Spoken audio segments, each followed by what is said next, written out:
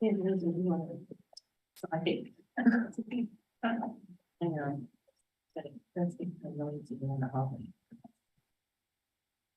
Okay, All right, thank you, Colton. So we'll call this meeting of the Education Committee together, and we do not have an on-site packet. Looks that changed this morning. Okay. Any additions or revisions to the agenda? Madam Chair, I do have one addition that we would like to add to new business. And it's a discussion of the LMHT education regulations, please. Have some information and Carol will be presenting it.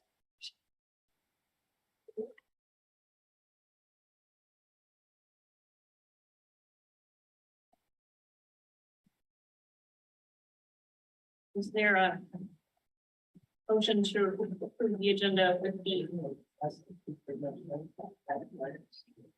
I'll make a motion to approve the agenda with amendment. I'll second that. All in favor signify by saying aye. Aye. Any opposed signify by saying no. Motion carries. How about any announcements this morning?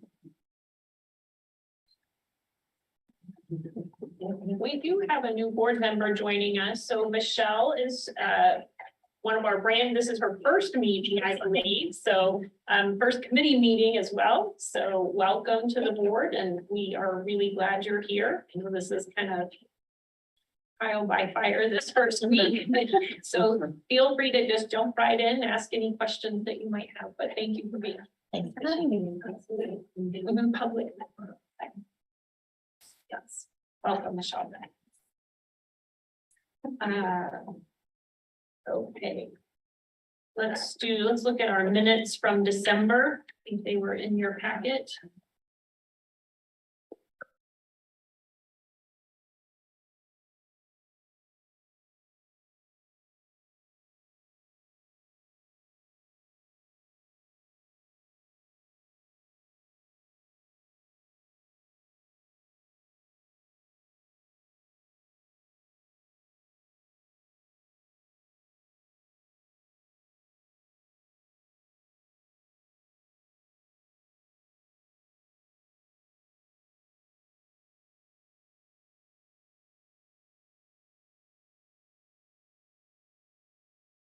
We'll entertain a motion whenever. Madam Chair, I move to approve the December 13, 2022 Education Committee minutes as written. Thank you, Becky. Is there a second? I'll second. Thank you, Michelle. Any discussion? All in favor signify by saying yes. Yes. Any opposed signify by saying no. Motion carries. And let's Janelle, go for your reports. Thank you, Madam Chair. And so the first quarter has been very busy.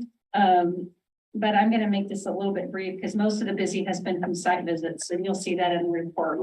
We are still going pretty hot and heavy through the seasons, it seems like. But just some highlights. I wanted to note for the nursing programs, Flint Hills Technical College PN program has a new director. Julie Heitman joined them January 10th. And so she was able to make meetings last night and got to introduce herself. Kansas City, Kansas Community College, their associate director of nursing, who's been there for a while, she's moving to a simulation coordinator position. So their ADON position has not been filled yet, but that is a change. So Susan Anderson continues to be their director for both programs. NCK Tech and Beloit. Effective February 20th, Angela Murray has been assigned the full-time director of nursing for both the programs. Beloit has the new ADN, so she will be the director of both those programs. I have about the site visits. We had done four. So as at the time of the packet had done 4, we've done another one since and have 2 more to come. So it's been a busy season. The interesting thing about this quarter is that we had 3 of those 7 visits we're doing were for initial visits for new programs. So I know that's been on the radar because we've approved the initial applications for those, but those visits have been done. And the one we did just recently was for a new LMHT program. And so that was also an initial visit. So that's been kind of the change for this quarter. Just a couple of highlights.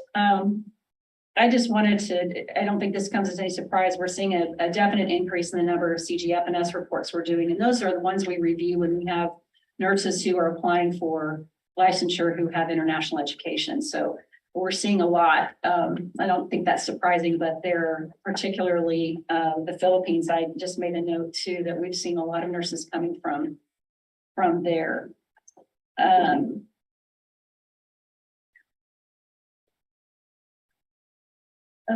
I think petitions was the other thing I wanted to kind of highlight. I've talked to a lot of people lately, and I can't quantify a lot, but more than I have over the past 3 years of people who are petitioning occurs when they don't pass their boards within 24 months of their graduation.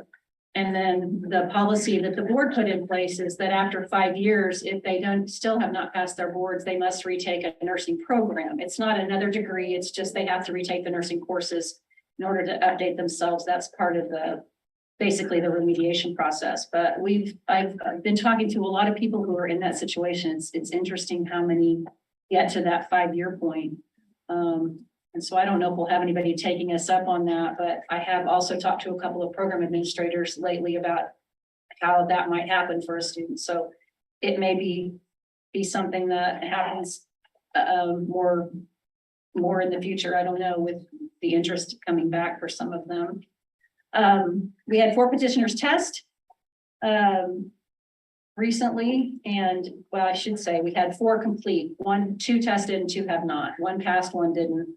So we're kind of still seeing about the same average we've seen before in the number that passed and the number that failed. But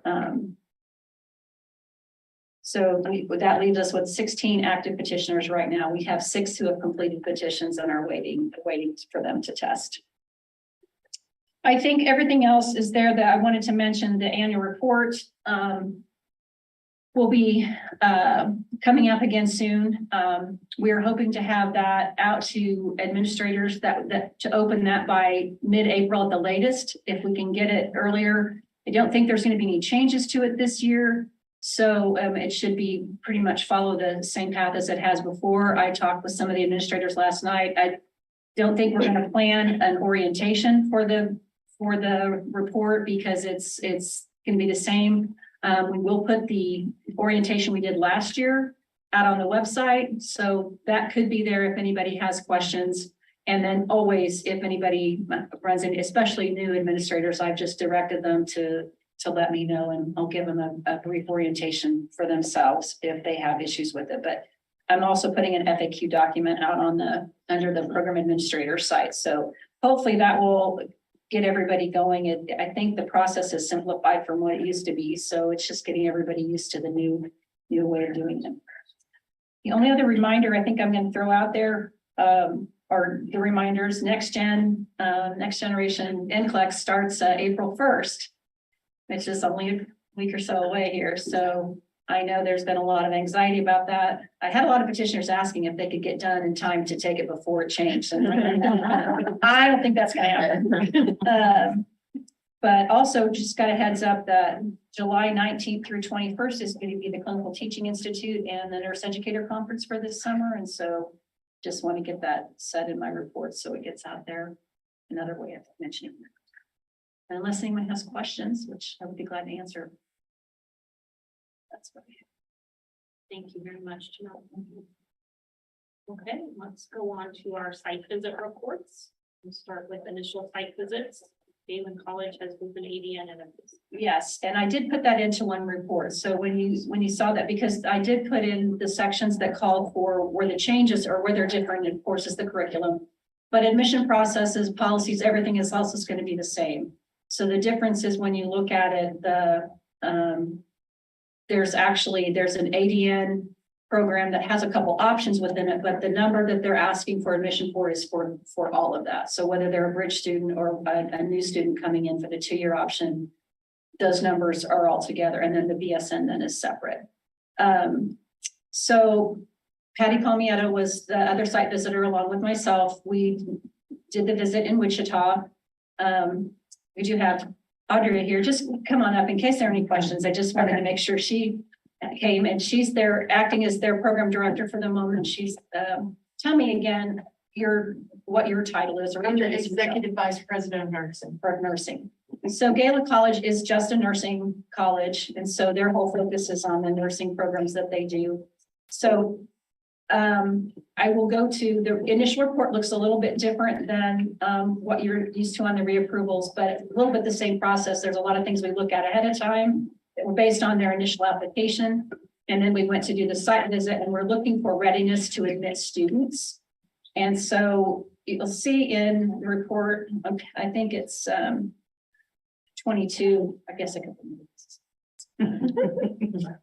go back and forth. Many strengths for this program. I would just say that they have a currently accredited BSN curriculum. Their ADN with CCNE, and their ADN program is ASIN accredited. They will be using the same curriculum here that is the accredited program. And so they will be in candidacy for this program as well. They have academic practice partnerships already with HCA hospitals, and so Wichita does have that. So they do have a pretty good start on clinicals there as well, providing them a lot of resources there. Very willing to work with community clinical partners, have several on board already, clinical contracts signed. There are already, I believe, 7 or 8 of those contracts that are already signed for placement for those students. They have a wonderful onboarding process for their faculty, a lot of good student support resources, and that will be in place. Right now, they're in a process of a little bit of transition. They're having some remodeling done, but HCA Hospital, which is right across the street from where the hospital is, will provide classrooms and whatever, if they're hoping for a July 1 finish to that. So the resources are there for the students in the first couple of semesters. And if we need to, we can have Audrey speak to that. Is they will be doing online anyway. So if they're not quite done July 1st, they will have all of their resource people there on site. So students can come on site if they have any questions, but they actually won't have classes on site for this first 2 quarters. Opportunities, I'm going to go to that. There's many strengths. I know you all have looked through that. I wanted to make a note that in the opportunities on the ADN, they wanted to start with admission of 60 students per quarter, which I know seems like a lot. But I also added the letter and the explanation that Andrea sent me from what they've experienced in their other programs, the reason for the request, remembering their focus is just on nursing. They typically lose some of those. They do all the prerequisite, what we would consider prerequisite within the program. So a student is admitted without having all of that, and then they teach it within the program. So there are some that come and start, realize this, they get through some of those prereq classes, and then realize that this may not be where they want to go. So they typically have some attrition based on those things right up front. So that was kind of the explanation for the numbers. We noted that some of the testing is still done with paper and Scantron and not on computers. With NextGen coming, we just made the suggestion it might be worth considering getting the students computerized by the end of the program. And those opportunities were noted by the program. So the recommendation as it stands from our visit would be to approve both the ADN and the BSN with a permission to admit a max of 200 students annually. So it's not quite the 60, but that is entirely, remember that our recommendations are really brought to you as the site visitors with the information that you have in the report. And Audrey is here to answer any questions you might have. We did feel like the regulations that we have to meet in order to approve a program are in place, and would consider that the basis for granting approval for both of those programs. But that's what's on the table, and if your discussion or questions. And I did make a note there, the request was for 240 annually. And we talked about too, they could also make a request for increased students after the first year to see how things go. Questions?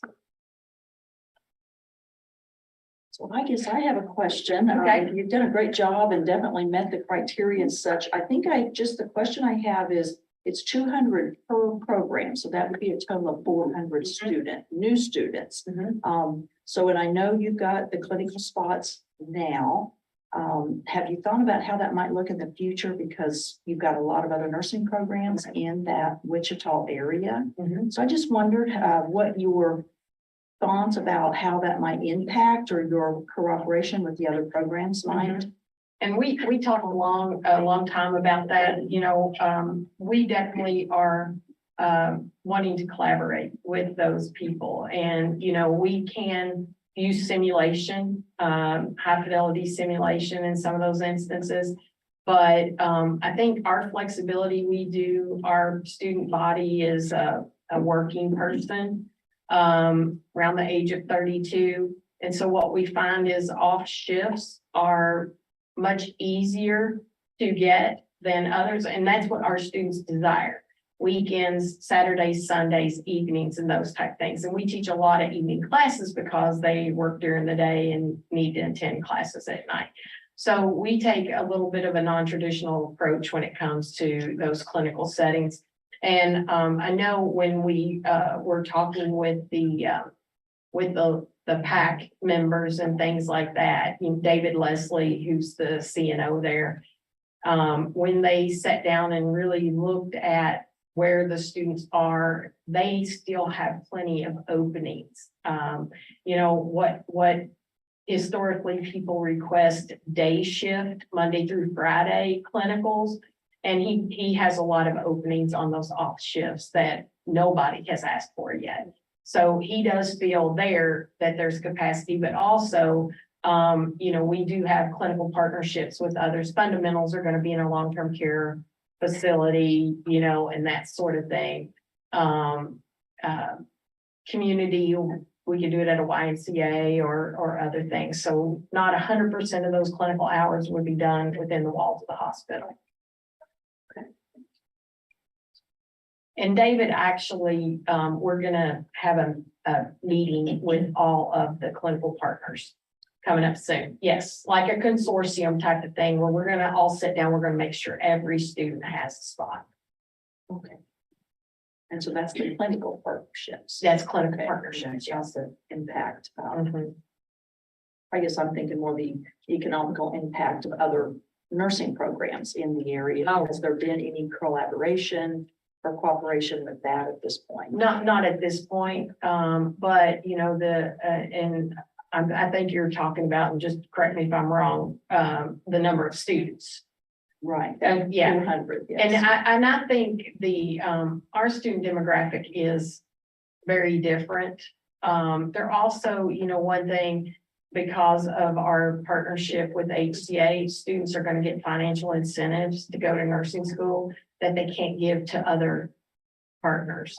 And so what we're finding is that financial is the number one reason why students drop out of a nursing program. They either have to work, they've got family obligations or something like that.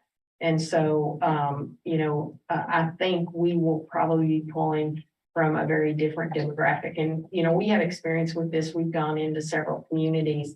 And what we found was that, that really it didn't change the dynamics of their programs at all. Thank you. That's- You're welcome. Any other question? I guess my other comment would be for the community clinicals. That's a large number as well. I mean, are we confident that you'd be able to find those sites, community sites for all those students? Yeah, absolutely. There's only 36 hours in that clinical. And so multiple students can rotate through a single site during a quarter. And so, with the way that we arrange our schedule, and our schedule is pretty much set. So we already know and have already given to the clinical partners the days that we're requesting clinicals. And we already have a schedule built for almost the first year already. And, but yes, we do a rotating type of clinical. And we do that with OB and peds. And then again, we do simulation that helps supplement. It doesn't ever replace hands-on clinical, but it can supplement those clinical experiences as well.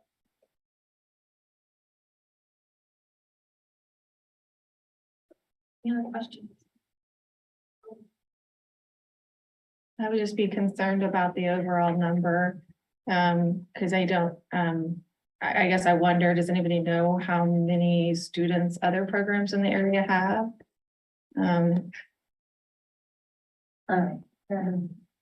Okay, Carol Moreland, I can just give you a little bit of history here. You know, be aware, just like Janelle said, the authority that the Board of Nursing has is, do they meet the regulations? Right? But what has been done in the past, and this is totally up to the committee and the board, is that the number of students have been limited for the first, until they get the first set through graduation and NCLEX, and they can see what the outcomes are. So that is something that has been done in the past. FYI. And our only concern with that is, you know, 60% of our students go part-time. With the attrition and the gen eds, because once they're admitted, they can come with no transfer credits. And so even though we would admit 60 or 50 or that's not the number that's going to make it to the end. The other thing is that we don't expect to start out with admitting 50 students.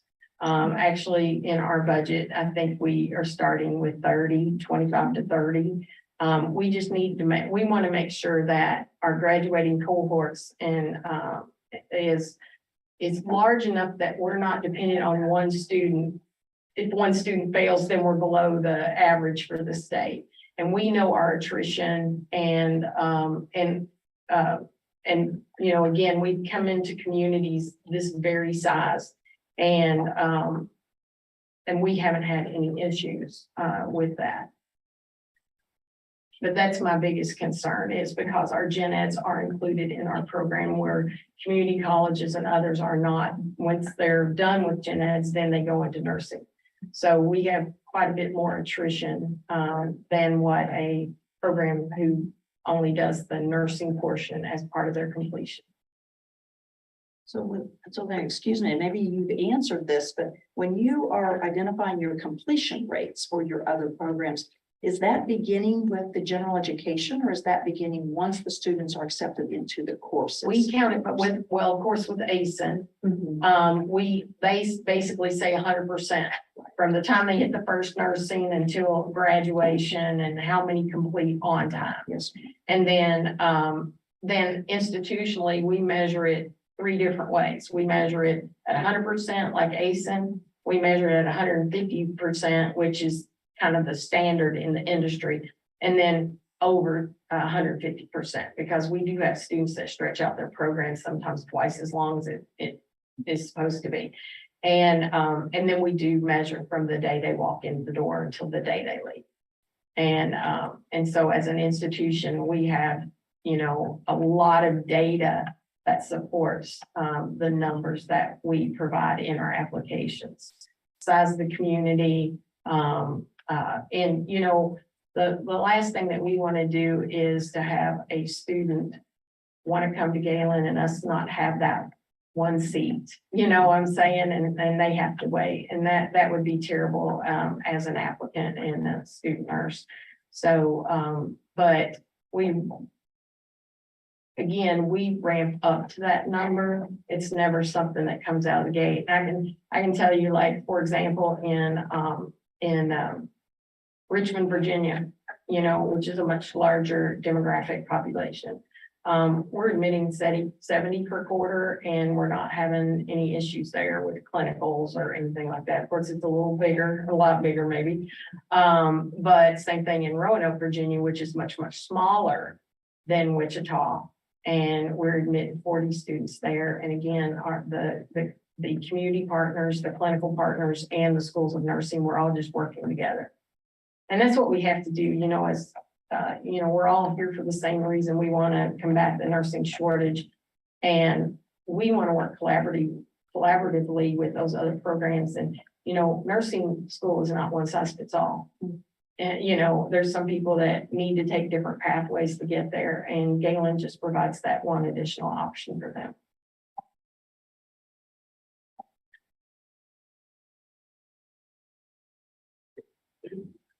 Thank you for the discussion. Are there any questions? So, knowing what Carol shared with us and hearing maybe some, the recommendation from the site visit and hearing some of the limits that may be self-imposed, is there a motion?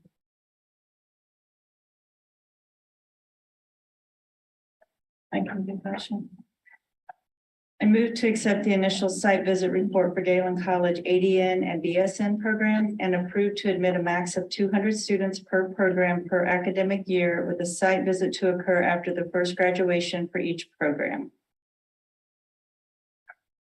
For a second, I'll second. Any discussion? Just want to make sure that the committee's comfortable with the 200. Just a 50 a quarter. Not gonna be a max. I'm uncomfortable with the number. Yes, I'll just voice that. I'll chime in too. I'm uncomfortable. I do appreciate you saying that you would, sounds like you would do 30 instead of 50. Is that what I understood? Yeah. But, again, my big fear is that we'll graduate of those 30 on-time graduation, as our first graduating cohort will be small. And then we don't want to, jeopardize and nobody wants to jeopardize our pass rate. Plus, we're social learners. We like a large enough cohort to go through the program together, to socialize and be able, and what we find is that when we have smaller cohorts, 6, 7, 8, 10, whatever, that socialization is not as strong. And so what we like to do is when we graduate, we like to graduate about 20 to 25.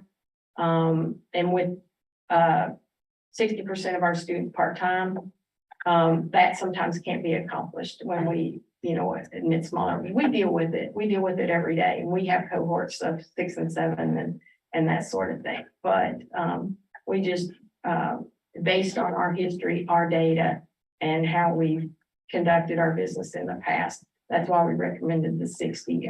The 50 is fine. Much lower than that, we're going to be, at risk. So Audrey, when you say you ramp up and you think you'll start at 25 to 30, how long with the other programs has the ramp up actually taken? Usually about a year and a half, 2 years, something like that. We want to make sure that we have our and you heard how we onboard our faculty. We want to make sure, number one, that our faculty is onboarded correctly. I actually already have 3 people that are willing to relocate to Wichita, which are experienced faculty members, to move here. The other thing is with the BSN program, students will not even hit clinicals until I think it's Q7. So a year and a half into the program. So we won't even have a BSN student hit a clinical, for that length of time. And so, our first graduating will be probably the bridge program, depending on the LPN population. That's usually, because the numbers are combined, that's usually the population that's harder to recruit than the 2-year students. Hard to project that part. But that market, everything's going to be fine. Yeah. I mean, there's market variability, obviously, and that kind of stuff. But, we just, historically, this is how we've been able to be very successful.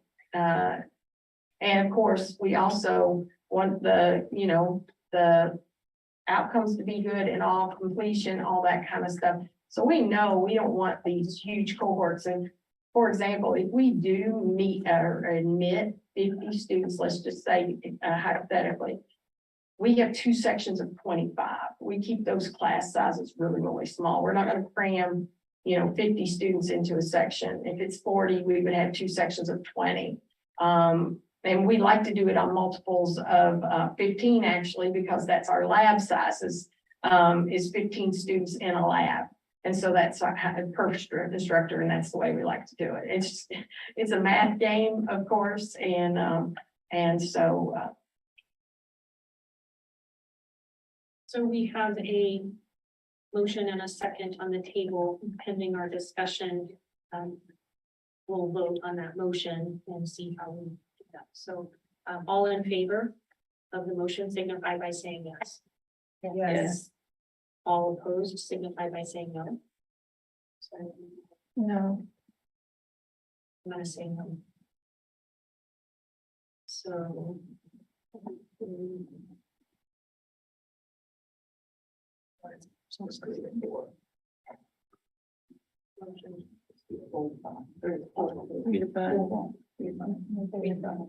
Motion carries.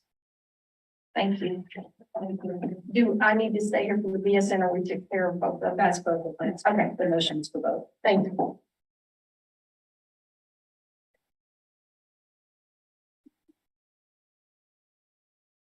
Okay, Ottawa University BSN. This is another initial visit. We did, Amy Height and I did the visit to Ottawa. They're planning to do it's a pre-licensure BSN program. They already have an RN and a BSN that's located in the Overland Park area. And, they're wanting to add pre-licensure to that. So it will be, housed in the Overland Park campus area that they have there. They do have a 4-year university. It's an hour away in Ottawa from where their other campus is. So there's an hour, about 45 minutes between the two. And again, we have the initial visit report. In terms of what we saw there, again, we were looking for readiness to admit students to having everything in place. Curriculum has been completed and ready to go. A lot of, they already have a lot of faculty in place that are looking to work both with the RN to BSN as well as the undergraduate faculty. So they do have some start on that faculty process already. And we got to talk to several of them who have been working on that curriculum and are ready to go with that.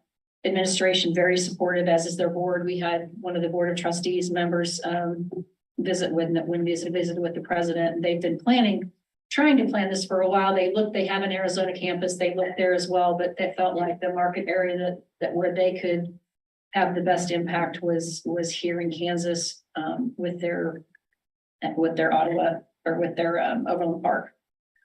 We talked to some of the students that already go to Ottawa as undergraduates and are really excited about the possibility of having that ability to stay at that school with the programs that they're already doing and continuing with that. So they do have already some interest in that as well. They're planning for some flexibility in teaching schedules to help draw faculty and the students as well. And I think clinical sites, they're a little bit different than Wichita because of the MOCAN consortium.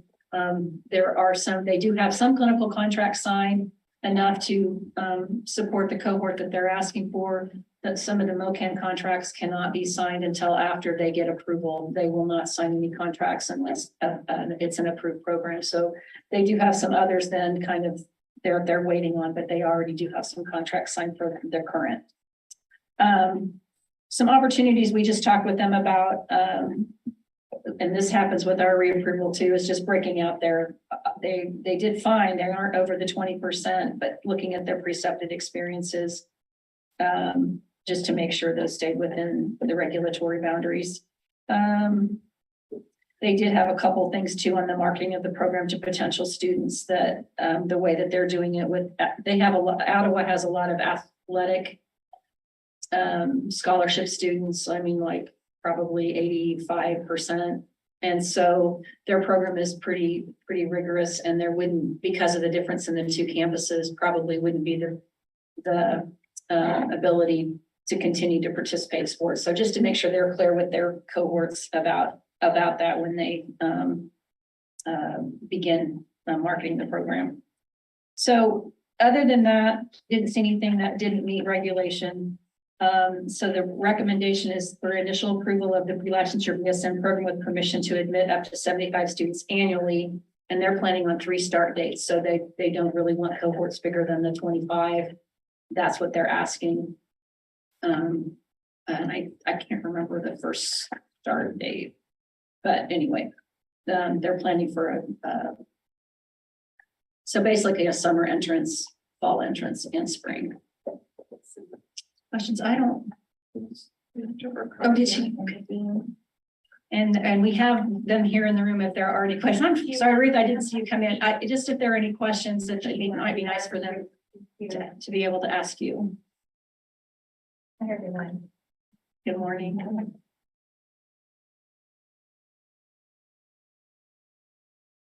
Any questions?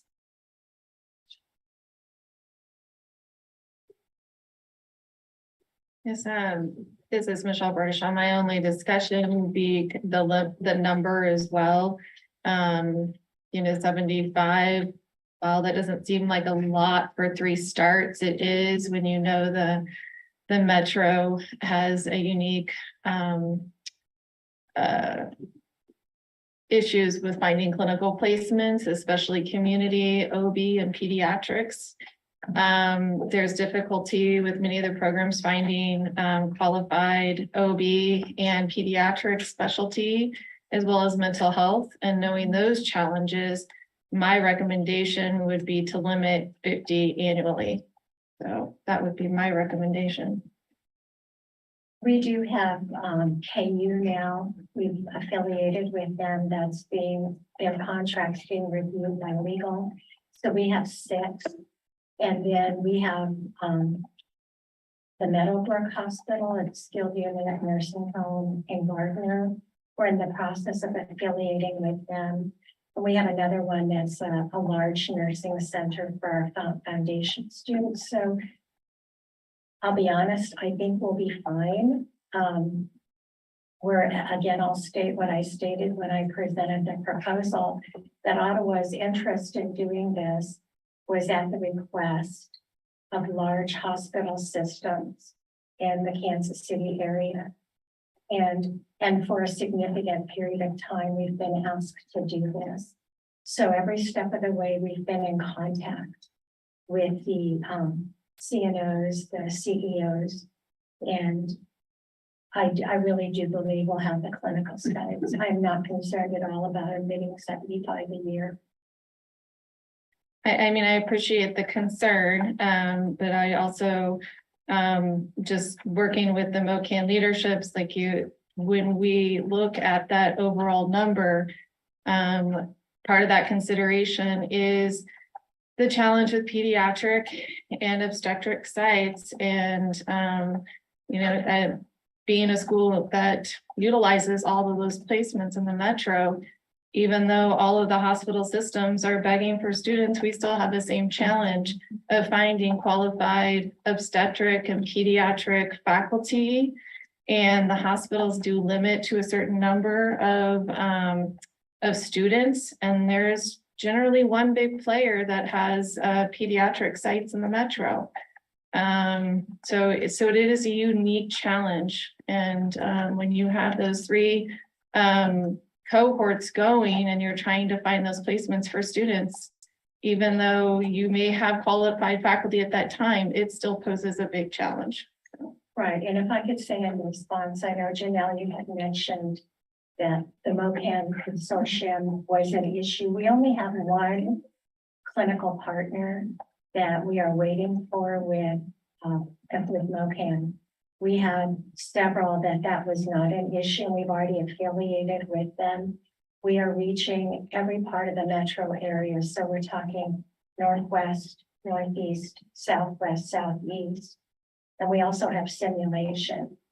I've been doing this a long time. I came from a very difficult catchment area in southern New Mexico. And so we worked with El Paso, Texas, as well as all over. And I really am familiar. I know exactly what you're saying, and especially with Capstone. So we've put a lot of thought into this. We've talked with a lot of partners. We've looked carefully at numbers. And I would not be here if I did not think we could do this. Thank you. Right, as the site visitor for this, and Dr. Burkhardt couldn't speak to it. Pediatrics, they specifically have in the summer. And Children's Mercy said that would not be a problem at all because very few to none of the facilities requested for the summer. And they were one of the advisory board and clinical affiliations that we spoke to. Well, and to clarify that, Amy, because the way the cohorts roll through, that won't work for everybody. But that is one of our options. We're looking at other options for pediatrics as well.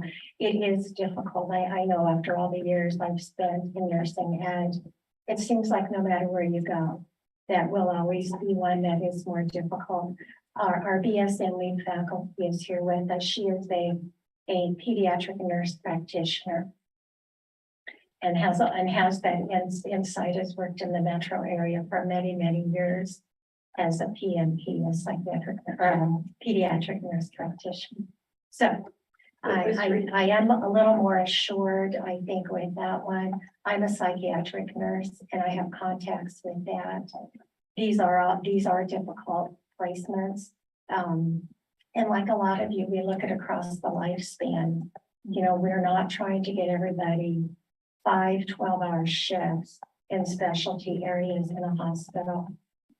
We're looking at some SIM across the lifespan in areas where that would be appropriate. Community settings, if that's part of the curriculum, which coming where I came from, it was. So I really believe we can provide the hours, but also the rigor. And that's really what we're all about. It's not just getting those hours in, but it's really getting them prepared for competent practice upon graduation and then prep for NCLEX. And so taking everything into account, I think we have to look at the whole curriculum. We have to look at the qualifications of the faculty. We have to look at our methodology and how we're presenting all of that together. And I do think that we are ready and we have a good program for that. But for 3 start dates like that, do you have any overlap, especially in clinical? Would you have overlapping a little bit? We won't. That is not the way we set it up. I know we've looked at that model as well of a university, a college, well, actually it's a university in another state that has 5-week didactic and 10-week clinicals. But we're doing, but we're doing 8 for everything. And we were able to work it in with the number of hours, and it's not new to us, not a model new to us. It has been successful in other areas. Thank you. Any other questions or discussions? There are a motion that we would make. I move to accept the initial site visit report for Ottawa University pre-licensure BSN program and approve to admit 75 students annually over 3 start dates during the year with a site visit to occur after the first graduation. 3 minutes or a second. I'll second the motion. Andrea? Any discussion?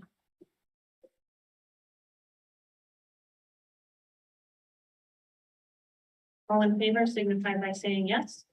Yes. Any opposed signify by saying no. Motion carries. Thank you. Okay, site visits. All right. With what things? Yes. And Dr. Manry did tell me she is with us on Zoom, but not here today. So anyway, we did visit. This was our last one from last November. Carol Moreland and I did this visit for the Fort Hays State University DNP program. Let's see.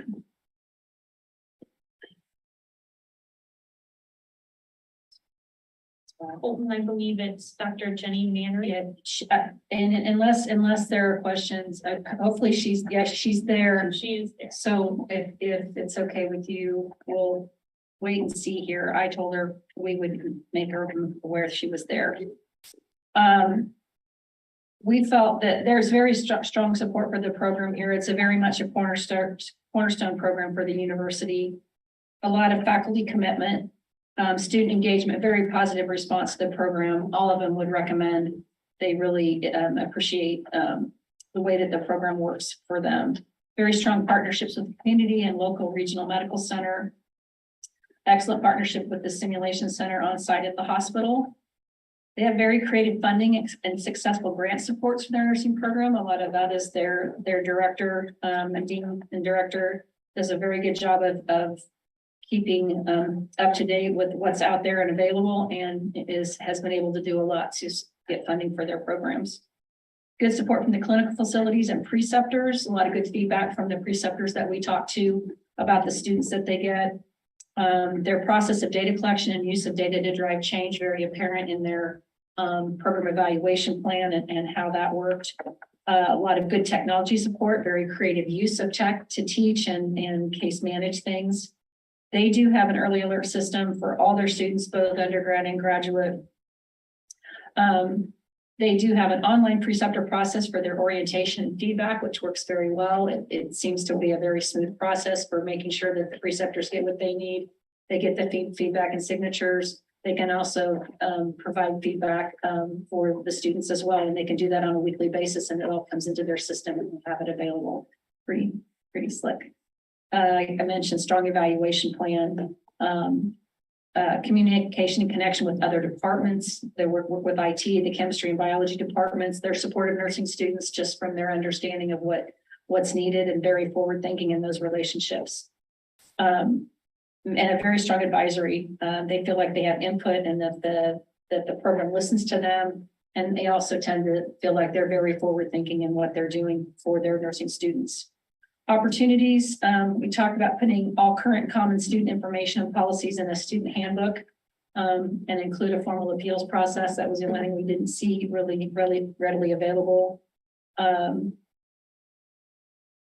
see. Oh, fine. I can't remember why I even put that in there. Sorry. Continue to work with student affairs to see what analytics programs tell about pre-nursing and how to help guide students. Sorry, it's been a while since I've seen this report. I apologize. Anyway, bottom line recommendation is reapproval of the DNP program for the time period of national accreditation. We didn't find any issue with regulatory issues. Any questions or discussions?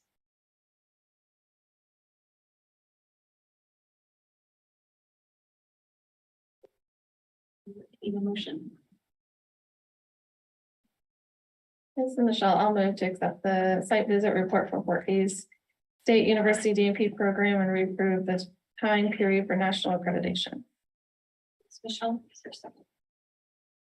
I'll second. Any discussion? All in favor, signify by saying yes. Yes. Any opposed, signify by saying no. Any abstentions? Motion carries. Wateree State Hospital, LMH. Yes. So let's see, this was also from last December. Osawatomie State Hospital has an LMHT program. They are currently the only one we have in the state of Kansas. Carol and I and Juliana came also as a board member. It was her first visit, so we kind of considered her an orienting board member to our site visit process. But the three of us were able to do that visit. This was a reapproval visit. I think, let's see, it's the right page here.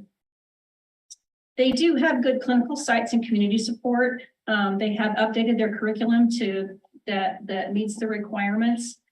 The issue for them has been, I think, the graduates speak highly of the program and their preparation for practice. They have good follow through on student feedback, faculty and administration. I think the biggest thing for the program has been the stability and staffing at OSH at the state hospital there. And they've had trouble maintaining students, a student cohort to be able to complete. During COVID especially, there was a lot of stop, starts. They were able to get the cohort that was in when COVID happened was able to complete. But one of the issues has been able to get a new cohort and get another one through. So they currently do not have a cohort that's in the program and in that process. So at our reapproval, we were talking to students who have already graduated, but no current students. And the issue for them is going to continue to be, at least for the near future, is how to make that program work when staffing is the way it is. If there's got to be maybe some attention to focusing on letting the students and those who are the faculty do that when they need to do that, and not keep pulling them back and forth. So we talked about some of those issues and opportunities for creating more stability for the program, for their faculty who work with the program, because they have them. They have people who are very supportive and have worked with the current curriculum and clinical for a long time. They've had some changes in administration, but the administration continues to be supportive. It's just not maybe the understanding of how that process is so disruptive. Another opportunity for improvement besides disability, the total program evaluation to show the program outcomes and how improvements are made. We just struggled, and I think some of that has been the struggle of even getting that data with all that's happening. We just didn't have a lot to look at there. Talked about exploring the possibility of partnering with a local community college about getting some college credit. This is something that we're going to talk about a little bit later too. But one of the issues for an MHT program right now is that it's all developed within the program itself, and there's no connection. There's really not advancement possibilities for those who do the program. They don't really have credits to transfer.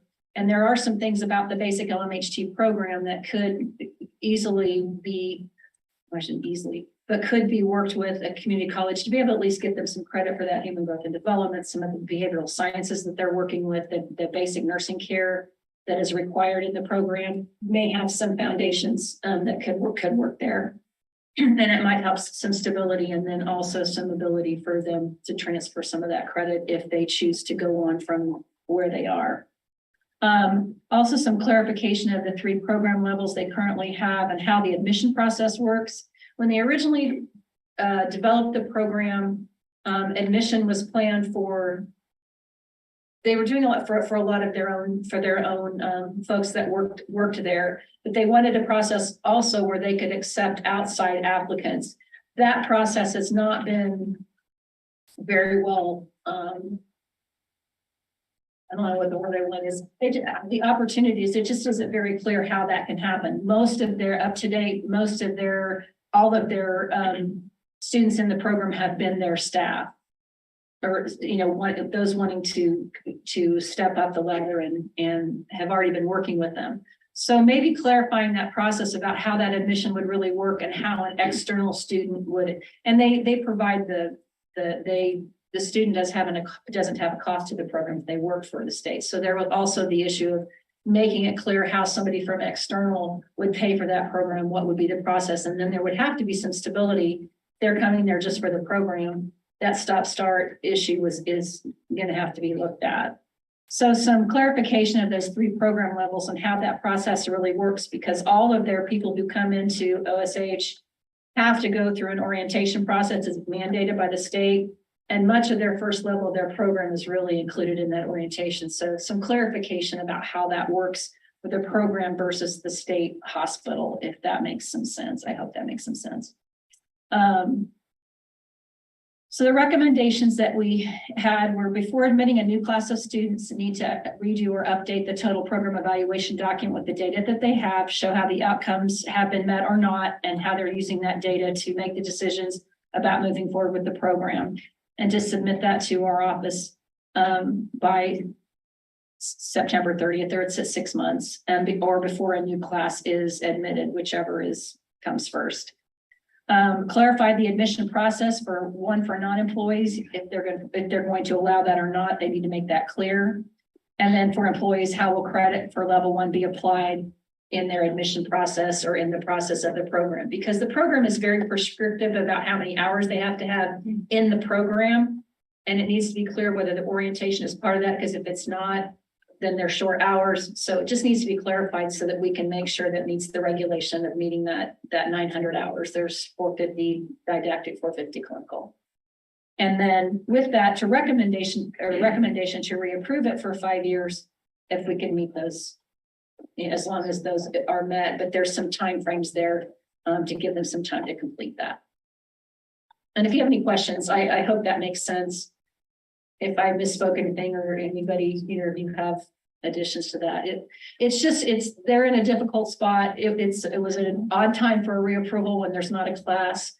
But it also gave some opportunity to say how they might be more successful moving forward, because it's sounding like, with what you'll hear later too, that the LMHT, not going away yet, but it needs some support to be able to produce what it's intended to produce in terms of that LMHT. Other questions? So Janelle, if it isn't accomplished by 9 and 23, let's just say, what happens into their approval? If it's on hold until you give them an extension of a deadline, or what's the process for that if we give them approval today? Just curious, I know it's crazy. I'm sure it's crazy in their world, and it's a state place and staffing and. If we approve them today and it just doesn't work out. Well, they could also, before that time, they could put it on hold. They could ask to just put the program on hold. And we would have to do, I think, we would have to do another visit before they could restart. And I think with these dates in there, that would be, if those aren't met, Right. then the approval would fall away. Yeah, okay. And then we would have to do another visit, the time to get it restarted. Thank you, because we've never had a. Yeah, it's, But God bless them for them trying to. yeah. They're doing the best they can. That was my question, just for understanding. So with the additional data that you've asked for, do you go back? Do they submit it to you? What is that? They submit it to here, and if I have any question about whether it's met, it can come back to if the committee wants to see it. That's always an option as well, but usually the feedback comes to me. I make sure it's met, that it meets what we need to have in terms of the data, or that the plan is in place. A lot of it was just, we know it, so we could see it's there. There are things they've been doing. They have some data on the pass rates. But again, it's just kind of scattered. We need to see some basis for a plan and support that plan is going to stick. It's just been a little up and down. Like I said, their administration has been a little, through all of COVID, they've had some ups and downs and ins and outs with their administration as well as their staffing. So they're going to have to decide. They may decide to, they've already made one decision. Some of you were here. Larned was approved as a satellite site. They did tell us when we came for reapproval that they are separating those. If Larned plans to continue, they will have to come to us with their own program. It's just too hard to support the two different staffs. Again, their hospitals work, even though they're both state hospitals, they can work differently, different staffs, availability, getting pulled away. Sometimes Larned had students available and OSH didn't. And so it was too much of a difference in how they operate. So that satellite site has gone away. So it's strictly what they're going to do at OSH. And if Larned wants to do their own, they've kind of been back and forth with that as well. Because I think at one point in time too, they had it to where they were affiliated with a community college. But whatever the roadblocks that happened right at the end, that didn't happen. But there has been that communication already happening. And again, that kind of off topic, but we'll talk about that some more later. But so they are just going to be dealing with their own area, their own hospital, and the stability they have to provide there.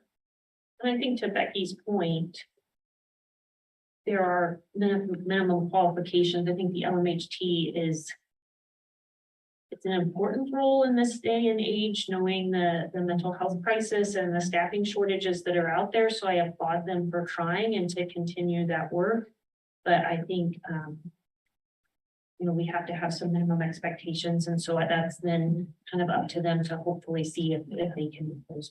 Yeah, they do have a big job. And like Janelle said, we applaud them for trying. They are a hospital trying to care for mentally ill and then also train folks in that specialty as well. And that's the dual purpose. So that's a lot of work. And the state has impact on them too, just in terms of how they pay their employees at the state levels and what happened for LMHTs. There was, I won't go into that, but there were just some issues there that happened that didn't make it as desirable to spend the time to do it. Because they weren't making very much more than just what the MHTs were making. And so that may need to be some, and we talked to the administrator about that too, making their position aware that if they want these folks and value what they can bring, which I think they do bring, that there may need to be some different compensation there.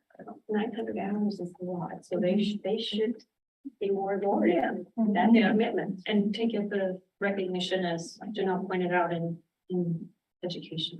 Right. Any other discussion? Would anyone like to make a motion? I move to accept the site visit report with recommendations for Osawatomie State Hospital licensed mental health tech program and reapproved for 5 years. This is Michelle, second. Any discussion? And just clarification that the motion includes the 2 date deadlines that we talked about in the recommendation. It did say, yeah, approved with recommendations. For recommendation. All in favor signify by saying yes. Yes. Any opposed signify by saying no. Any abstentions? Motion carries. Okay, Dodge City Community College. Yes. Okay. We did a visit with Dodge City. They are an ADN program with a PN opt-out. We were there visiting with for the ADN program. And we were there with ASIN this year. Becky Sander and I were the site visitors for this visit. And her report, we've found that some strengths, tremendous support from the administration for the nursing program. They understand the need for the resources that the program uses, and the program is very important to their college and to the kind of to that area of Kansas. The Dean of Nursing and Allied Health was mentioned many times in various places that were various interviews that we did for her leadership, positivity, work ethic, and addressing needed changes to the curriculum and to the nursing program there. And her communication with faculty, staff, and administration, they were all very complimentary of the processes that she uses and how she's helped advance the nursing program for them. Support services for students, they have a lot of those in place where they are in the state of Kansas. Can be a little lonely out there, but they provide a nice support for their students, for all their students, and the nursing students are included in that. Professional development for faculty, they have multiple resources for that, for both personal and professional development, and are very willing to do that. They support a salary for the faculty. They've made a switch to a fair market value for their nursing faculty contracts with better aligned with nursing practice. So they've been able to do some things to get faculty and to retain faculty there as well. And they feel like that's very beneficial to the program and the students. And the president was very articulate in talking about, and also their CFO, about how they've been able to do that. And, we talk to presidents a lot who talk about not being able, the things they can't do, but how that's hard to recruit nursing faculty. So felt like this is a great strength for them, that they have figured out a process that has brought a little more, what we would call that fair market for their nursing faculty. Their clinical sites very complementary to the program, the communication from the dean and faculty, and how they keep them informed, and this how the students are prepared. The students feel very supported by faculty and feel like their clinical experiences are preparing them for practice. And most, I won't say all, but most would recommend the program. Sometimes there's always a couple of those dissenters. Couple of opportunities, a master calendar for faculty meetings and consistency in how meetings are documented to show their involvement. They are very involved. You can talk to them. They can tell you everything they're doing. We had a little more trouble just following that through the process of how all that activity happens and how it gets to that evaluation plan. So just a couple of things that would help in their documentation process. They're obviously doing it, but it would help to be able to see that and how those connections are made.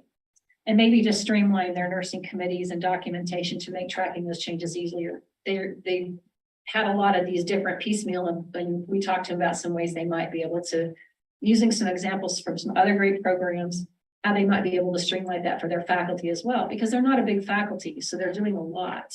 And so maybe streamlining that for them and pulling it into a little easier track to follow. Consider further evaluation of ATI using the curriculum using ATI as a resource and emphasizing it, whether it's optional or mandatory in their suggested reading assignments. One of the things we heard from the students was just the sometimes overwhelming process of trying to determine if I have to read all this and I have to read all this, are these really optional? Are they mandatory? And sometimes they just need a little help in figuring out. And again, in the testing, they have ATI tests, but not using them as assessment for their curriculum. Their own tests do that. But so they just had some student feedback we were able to give to them. They were very receptive to that and to looking at how they could make that easier for them in terms of absolute mandatory versus some, just letting them know those are optional resources, but in times when remediation is needed, that they have some additional resources to give them. The website, CASB and approval, not accreditation. And actually, to her credit, Dr. Hilliard changed it once and somebody changed it back, which seems to happen more often than not, but they already got it changed before we even left the building. We did say to add tornado and fire plans to classrooms and labs. They didn't have their evacuation plans posted, but their plan is in their book. They know it, but to post them in their rooms. So the recommendation is the reapproval of the ADN program for a time period consistent with national accreditation. Didn't find any other regulatory issues. Any questions? Michelle is on Zoom if you have questions. Madam President, I move to accept the site visit report for Dodge City Community College ADN program and reapprove for the time period of national nursing accreditation. This is Rebecca Sandra, I'll second. Any discussion? All in favor signify by saying yes. Yes. Any opposed signify by saying no. Any abstentions? Motion carries. Thank you. And thank you, Michelle, for being on. She had some other. Okay, we'll move on to new business. Maybe we can go about 20 more minutes and then take a short break. Okay. Yes. So we'll go to new business and our major curriculum changes with Benedictine College. And before Jackie gets started, I'm gonna let her introduce herself, but your agenda listed one. Jackie brought several changes and she's going to talk about those, but we basically, hopefully to get it down to 2 motions, but she's going to present what her changes are and you can decide whether you want to do them all individually, but felt like it could be done in 2 motions. Yeah, hello, thank you. I'm Jackie Harris from Benedictine College, the director. So we've been working on curriculum revision, looking at some gaps in our curriculum and trying to incorporate several things, including the AACN New Essentials. So I think we started with the mission statement and philosophy that, if you remember, you approved those recently. But we've included in this round of curriculum revisions an overall curriculum plan and end of program student learning outcomes. So I think, Janelle, you were thinking that would be one of the motions.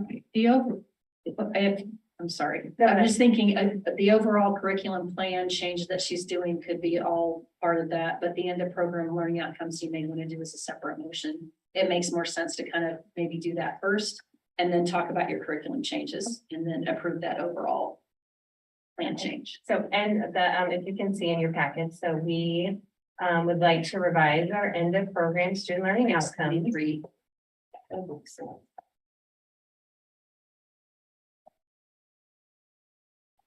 And then the second piece is kind of revising the curriculum. And what I brought forward is all of our junior level curriculum changes.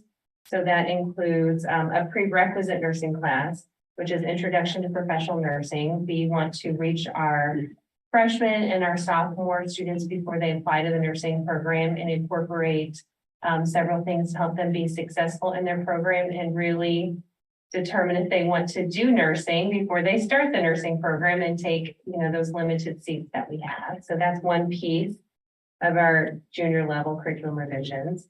Pharmacology is our second class that we want to revise. Currently, we have pharmacology 1 in first semester, pharmacology 2 in second semester, and we would like to move all of that pharmacology into the first semester.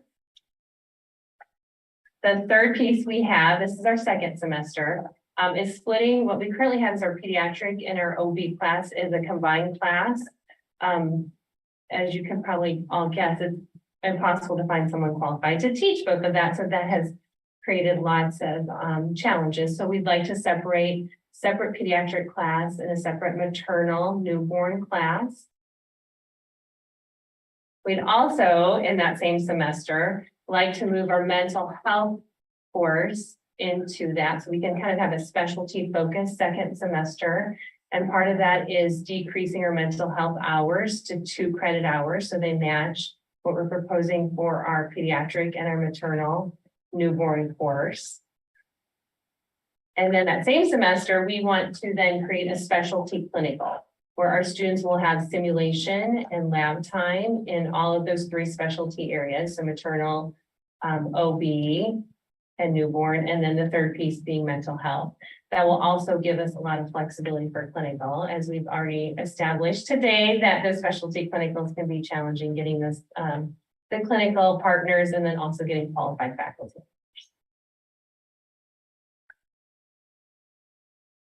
And that is all of the changes for our junior level curriculum. Yes, we have revised all of our course descriptions. We have revised all of our course outcomes to go along with those end of program student learning outcomes and those level outcomes that we have developed. And just for you all, on page 70 in the overall plan, she has all those outlined in that, on page 70. So all those changes that she's proposing that follow fall into that junior level change. Jackie, I just had a question. Sure. Well, first of all, are you tired? Yeah, it's been a lot of work. Yeah. Second, so what you're proposing is all the specialty courses will have their own didactic, but not clinical within that that course. The clinical is going to be all into the specialty. Yeah, so the clinical Okay. will be combined, taking those 3 didactic courses and combining them into one specialty clinical. Okay. And so then they have an option to take.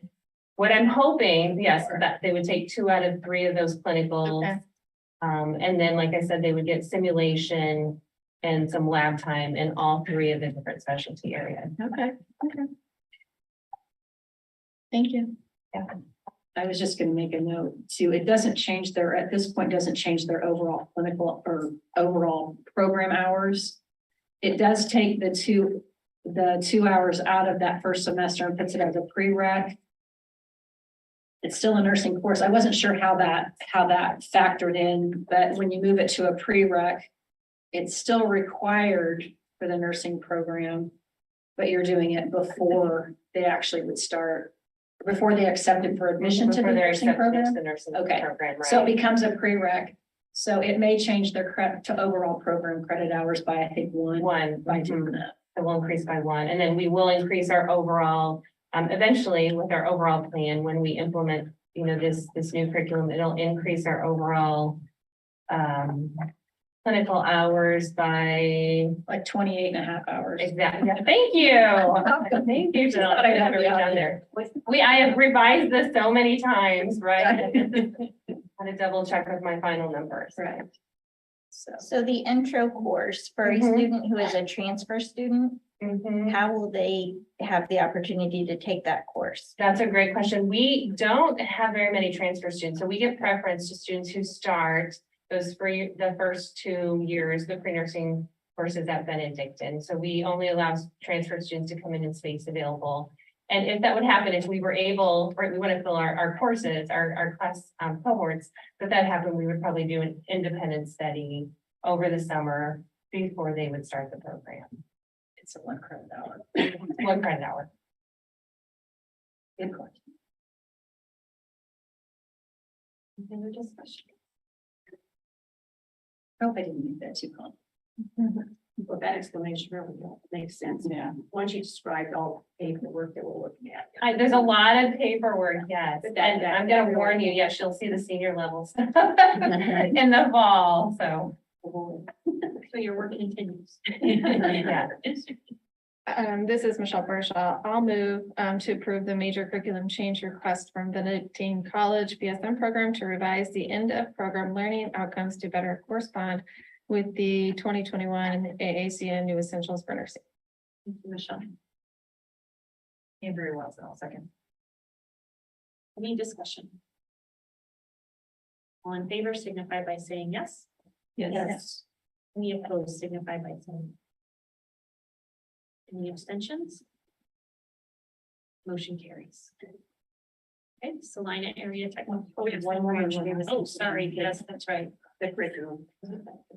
I move to approve the major curriculum change request from Benedictine College BSN program to begin revision of the overall nursing curriculum changes at the junior level, which includes overall decrease of 1 credit hour at junior level, revising NURS 3000 intro to healthcare environment to NURS 1100 intro to professional nursing and move to a prerequisite course. Remove nursing 3300 farm 1 and nursing 3640 farm 2 and combine to one new course, NURS 3350 pharmacology.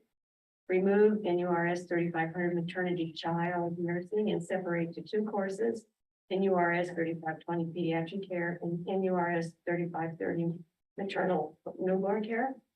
Remove nursing 3510 maternal child nursing clinical and nursing 4310 mental health nursing clinical, combine into new course, NURS 3710 specialty nursing clinical.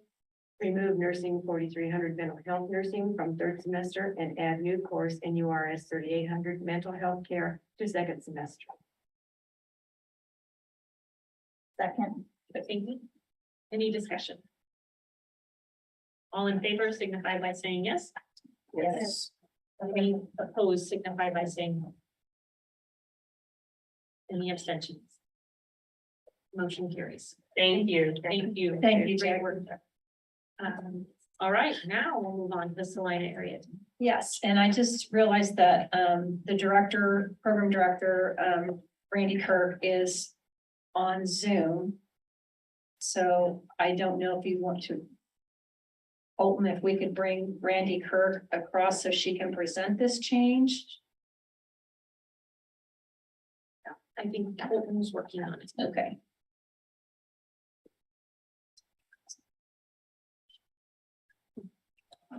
I sent them the thing. They should pop over. There they are. Okay.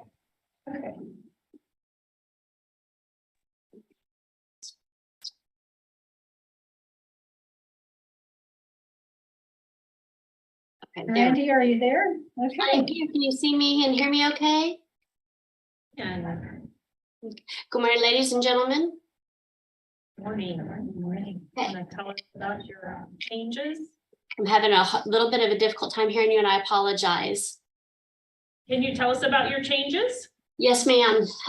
We are looking to, excuse me, add a part-time practical nursing program for the evening and weekends.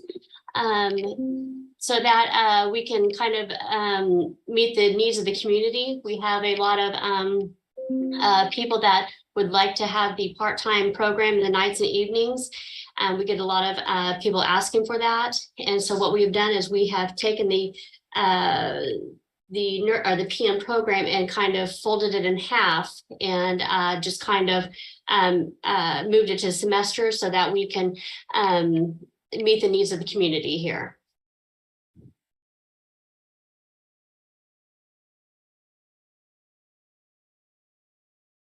Randy, this is Janelle Martin, the Education Compliance Officer. I just had one question. I apologize, I couldn't reach you yesterday. But in your plan, it looks like you're planning for a spring start for that part-time program. Is that correct? Yes, ma'am. The idea with that was that if somebody was in the full-time PM program and that they decided like this was too much, too quick, that they could fall back into the part-time program without difficulty.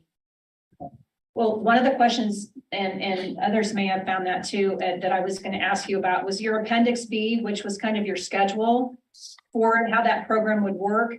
Looks like it starts in the fall. So that was the only question in terms of, if I hope I got the right thing in there. I was just going to ask you that question. Okay. I wanted to make Yes. sure we're looking at a spring start. Yes, ma'am. Right now, we were looking at a spring start, but we had looked at a fall start as well. And they're both beneficial to us. And so we wanted to kind of go over that again, but with your approval, obviously. But what we have now is a spring start date.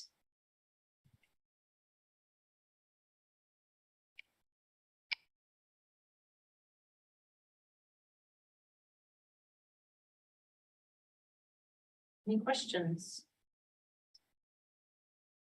Randy, can you tell us how many students you're going to be admitting? Tentatively 20, because we don't want to overwhelm the program. And then so to make sure that we had enough people in the for clinicals or enough clinical sites, we've also added a couple of hospitals to our area or in our area. And we've worked with Salina Regional specifically and made sure that they would be able to accommodate us on the nights and weekends. And they we're very happy about that because those are the times that aren't taken up very often. Did that a couple times today. Not for doing that. Yes, ma'am. Any other questions? This is Michelle. I'll move to approve the major curriculum change request from Salina Area Tech College PM program to implement a part-time program and admit 20 students annually. PT part-time program will have a spring 2024 start. A second. All in favor signify by saying yes. Yes. Any opposed signify by saying no.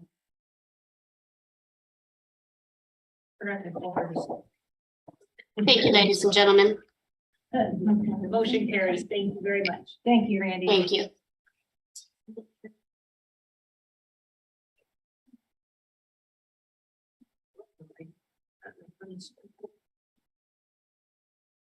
Sorry, I'm gotta jump around. When we get down in the agenda, then I got a lot of stuff.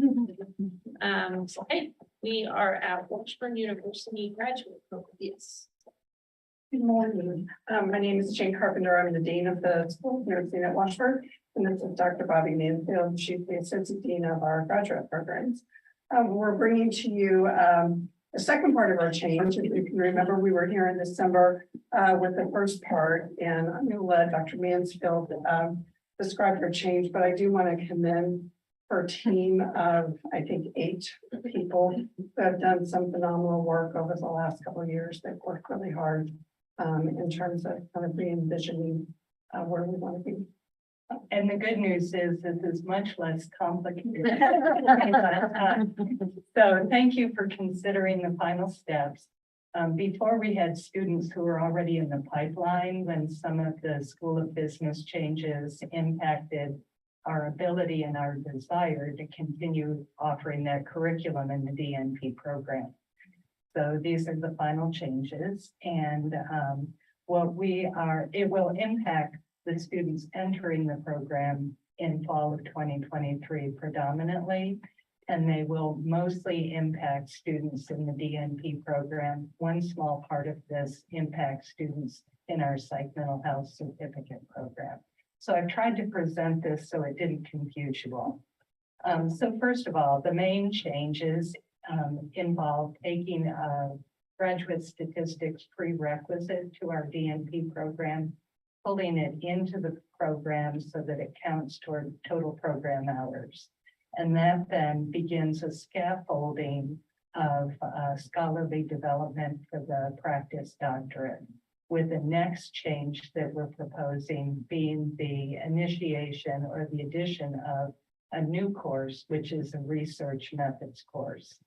This will once again build upon the statistics course that'll lay the foundation for an existing course, evidence-based practice, which we have a minor curriculum change to adjust the course number and outcomes and things like that. The EBP course was very heavy, so this lets us do things, I think, in a much more sensible way. And then the other change that's kind of been a long time needed change is that in our psych mental health specialty population focus track, we have a diagnostic differential diagnosis and interviewing course that's been 2 credit hours. We've strengthened that with some standardized patient interviews. It's really a 3 credit hour course now. So we're asking for permission to make that 3 credit hours. So in our packet, what I tried to do is show how that impacts the multiple ways to become a DNP at Washburn, and to show you that the only total credit hour changes in the program happen for students in the DNP who are in the psych mental health track and get that extra credit hour. But then as you flip toward the end of that, and I've kind of used a blue color, I don't know if you're in color or not. The 2023, I don't know that we have page numbers, but as I said, these changes affect the new students coming in. But we have a cohort already in the program that will be impacted by the change in credit hours for that diagnostic differential in 26. In 26. Yeah, 826. Thank you. So what we have last time, what you did was you approved for us that there were 2 segments of that would take a new course that we developed, which was basic office procedures, NUA 43. And we've reflected on that for psych mental health students. We didn't feel they really needed to learn how to suture, although that is a basic nurse practitioner competency. And we did build in some screening tools to make that course relevant for them. But the reality is they'd be better off with the extra credit hour for psych interviewing and NUA 26. And we have decided to exempt those who are still impacted by that. So just wanted to, in all transparency, show you that hindsight is 2020. Okay, and so what has been included in your packet is the outline for the new NUA 15 Research Foundation course. Also, the changes related to our current NUA 26, which we will renumber to NUA 27. We have made some minor tweaks in the course description, no change in prerequisites, credit hours is the big issue. And then we've had that opportunity to fine tune the course outcomes a bit. So that is the full change outline that we're requesting your approval and guidance for. Any questions?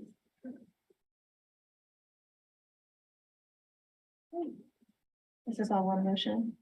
I believe. Okay. Yes.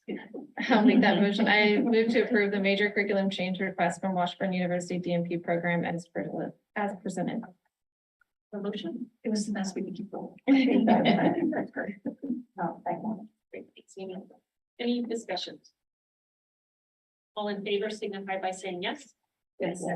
Any opposed signify by saying no. Any abstentions? Motion carries. Thank you so much. Thank you. Okay. It is just a couple minutes past 10. Let's come back about 10:15 and just take a small restroom break, and then we'll reconvene and work our way through the rest of the agenda.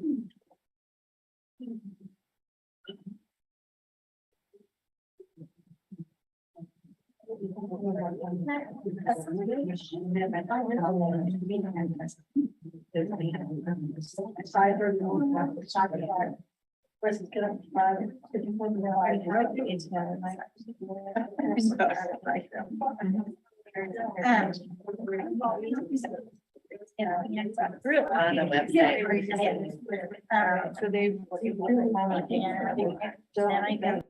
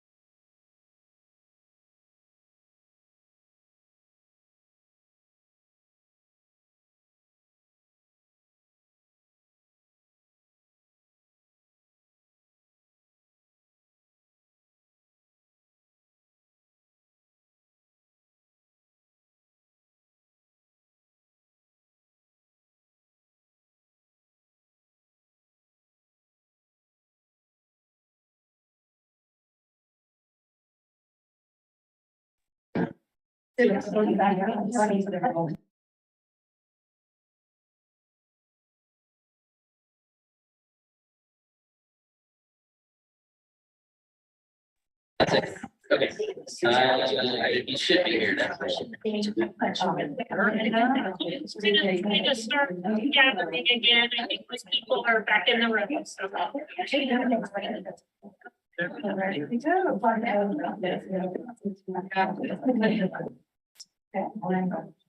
I'll be saving this rather than on that.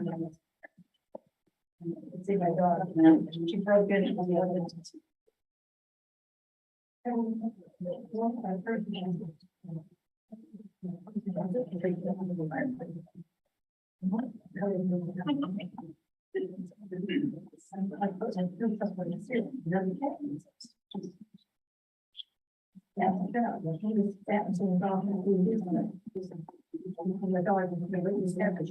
We keep waiting.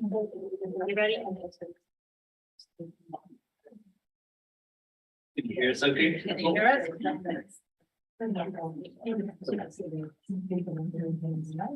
Sorry, apparently I didn't get the mute. You're good.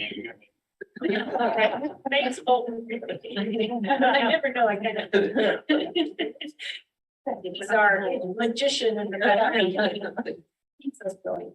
Okay, we are working our way through our new business. I think we are at the 2022 NCLEX first time pass rates. This is a page way down in 146. 146. So what I put in the packet for you, the first 3 pages are basically the report we've always done. It looks at the 5-year rates. It's going to look a little bit different. And I also included, just for your benefit, the NCLEX, just that 1 page on statistics of the first time pass rates for all the levels. So that's what that on page 149, what that is. But looking at our 5-year pass rate, so that includes the most recent for the 2022 year. And remember, this is the first year we'll be looking at it with the 80% threshold rather than the 75. So that said, another thing I want to mention, and I was going to do this, but I think I'll do it now. The board, it was later, but I'll say it now. Board task force that was put together in December, looking at some things when Carol asked for the brought some things to the board. They put a task force together. So the board has been looking, the task force has been looking at this. And they asked KSB and staff to look at how programs might be affected in terms of pass rates. If we adopted a similar regulation to what ASIN and CCNE do. And that means that there are options in the way that 80% could be met. And so that's what you're seeing, why there's a couple of additional columns. Those are really just a draft that I did, but I left for your benefit just to kind of look at. It doesn't have any effect on what we do, what the current regulation states, but I just wanted you to be able to see that. And that said, I wanted you to know why it was there. So going back to the 2022 rates, nationally, we saw first time pass rates drop for all program types. And that's when you separate out BSN, ADN, from all together. So what we saw nationally was a 79.9% pass rate for all RN. And that's below our 80% standard. BSN nationally was 82.83, ADN was 77.91. And even the PN programs nationally have always seemed to be a little higher. But this year they were at 79.93. So again, below our 80%, and that's at a national level. So that's why I think the impact of when you look at things through different lenses and how programs get to be in those places, it makes a difference. So Kansas programs, I will have to say, even though we did see a drop, they were all above those national averages. So we only had one. So our BSN for Kansas was 84.7. Our ADN 78.37 and the PN at 90.68. So they continue to be pretty rock solid. When you look at our Kansas RN rates altogether, it's at 81.54. So it does put us above that 80% mark when you look at all RN together. So when you look at the pass rates through the lens of our new regulation, we had 9 ADN programs, 4 VSN programs, and 2 PN programs that did not make the 80% mark for this year. And so what we did in regs, if you recall, they made some changes in what happens if what the board or in regulation, what it states if a program is below 1 year versus 2 years versus 3 years. So in the new regulations, it states that if you're below 80% for one time, a letter of concern from the board would be sent. So one of the things to think about if that's and that the program shall have 3 months to respond to that. And and to submit a written report analyzing all aspects of the program and IDing areas of concern and a plan of action. So a question to also think about is when we send those letters out and those plans come back, whether you want those reviewed by staff, it'll come to our office and feedback brought to you, or do you want those program improvement plans to come to this committee and then to the board? So that being presented, I'm not sure what else you would like to, if there's any other questions about the report or any other statistics. One other thing, I guess, before you start a new discussion, the thing, if a program is a rate below 80% for 2 years, they could receive a survey or a site visit for evaluation and recommendation and possibly placed on conditional approval. That was also moved up, but you used to wait a 3rd year. With just all that's going on, we know that pass rates are kind of a late indicator anyway. So I think the board responded to that with the recommendation. So the question kind of on the table here is this says if it's below 80% for 2 years, but knowing last year the guideline was 75%. So that's why we also do a 5-year. You can look, we had, if you look at those 9 ADN, 4 BSN and 2 PN, and you look at it through the lens of a 3-year average, it drops all 8 of the, there's still 8 ADN programs that don't meet the 3-year average. Again, of 80% if you're looking at it. And that's not our regulation, but just the perspective of looking back, we have to look through the lens of the 75% was in place for the previous 2 years. And the board, there was some discussion, I think, at one point, whether everything starts here, but there's also some concern that was expressed about what happens if they were already below the 75 and now it's at 80 and it's still below. So that's out there for you. So based on those comments, Carol, would you like to talk a little bit about the task force that came together and some of the proposed recommendations that came from that? Yes, I can. I would be more than happy to do that. Just to kind of take you back a little ways, I was asked to go over to the legislature and present on the different levels of nursing and their education that was required. So I did go over and do that.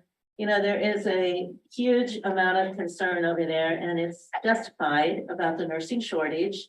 And they are hearing a lot, you know, from the employers that they can't find nurses, And they're very concerned about the mental health, you know, the workforce for the mental health.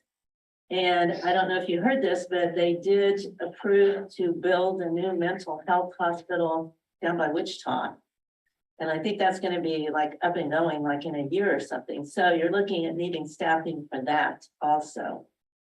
And what I shared with them, and this is kind of an eye opener, it was to me, is the LMHTs renew their licenses every 2 years on an even year in December. It's a little bit different than nursing, okay? So the reason being, it's always been that way. However, going into the renewal period, we had 58. We had 22 who did not renew their license. They let it lapse. 2 of those had went on to become nurses, 1 LPN and 1 RN. So I looked at birth dates to see, okay, who was close to retirement. Some of them were, but the very concerning thing to me is not all of them were. Some of them had actually gotten licensed since 2015 forward. And that's kind of when we started the LMHT move again. So that tells me that, LMHT is gonna be an issue here. And when I shared that with them, of course, it was, well, what is the Board of Nursing doing about this?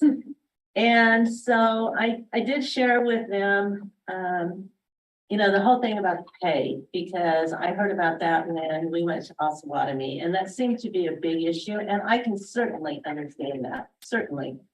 And so I did emphasize that, but again, as you're all aware, I have nothing, I have no control over salaries or pay raises, but I did make them aware of it.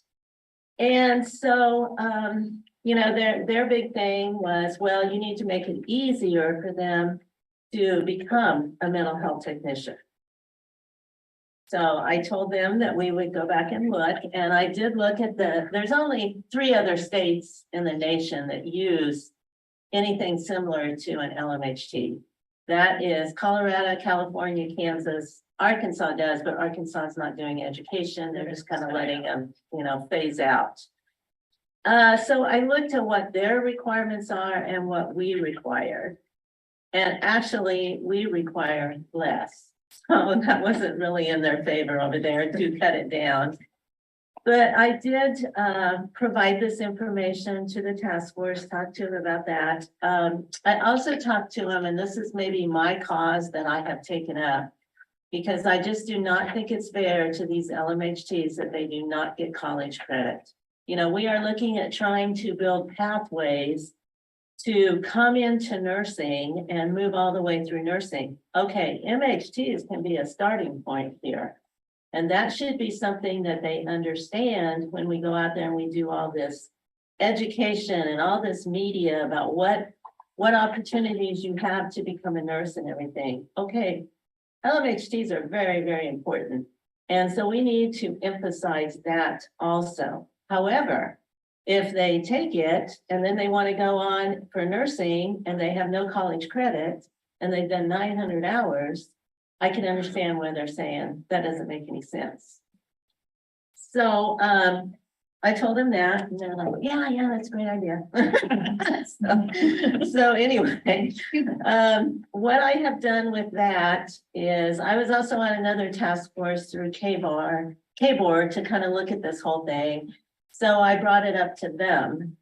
And so I started some discussion with KBOR about them discussing with some of the educational institutions, the possibility of MHT programs or anything. What we have to be aware of is we do not have enough MHT education in the state of Kansas to get these people up and going and getting a workforce. And I can't do anything about the staffing at Osawatomie. I wish I could, but I can't. Their hands are tied as far as doing more education. They certainly want to, but again, they don't really have much control over staffing and everything. And I did make that clear over there too. So I think we're going to have to look at some way to produce more MHTs in the state of Kansas. And maybe, it would be a little bit more enticing if they did some of it at maybe a college level to where they're not staffing at the same time. Maybe that would help. I don't know. So just some things with the LMHTs, but I guess maybe I can jump ahead to that one topic and I'll just do both of them. In looking at our Nurse Practice Act, okay, the statute that talks about LMHT education was last looked at in May of 1997. Okay, and the regulation, which is 60-6-101, was last amended March 31st of 2000. That's quite a while ago. So what Janelle and I talked about is perhaps we could be given permission to rework that regulation a little bit to make it, number one, a little bit more clear, because if you get more people involved in LMHT education, I don't think they're all going to understand that regulation the way it is right now. So we kind of wanted to know maybe if we could do that. I don't think there's any legislation that needs to go across the street. Because the statute, unless you want to change requirements and stuff like that, the statute still seems pretty much intact. So that was the LMHT thing. And then the undergrad nursing education, we had some representatives from each level come in and talk to the task force, give them ideas about what might make it easier, what might make it better. Because again, what was told to me across the street is you need to cut down on the amount of time for their education, and some of them believe that 100% could be done by simulation, and that way there wouldn't be a problem with clinical sites. So, okay, the recommendations that came from the task force are to maintain the same level of didactic and clinical hours. Do not cut those in any ways, because nursing programs are also sharing what the applicants that they're getting coming into their program are not at the level that they used to. And so they are taking a lot more time just getting them up to speed to where they should be when they come into the program. So cutting hours is not the answer. Do not increase the allowed hours for simulation above 50%. There's lack of evidence that proves that increases the competency of the student and prepares them better for the workforce. And that's what I brought up across the street, show me the evidence of where this is actually going to work. Because I can show you the study for 50%. I can show you that. Continue to monitor student outcomes, develop a pathway to a nursing career and market it on websites, social media, and all of that.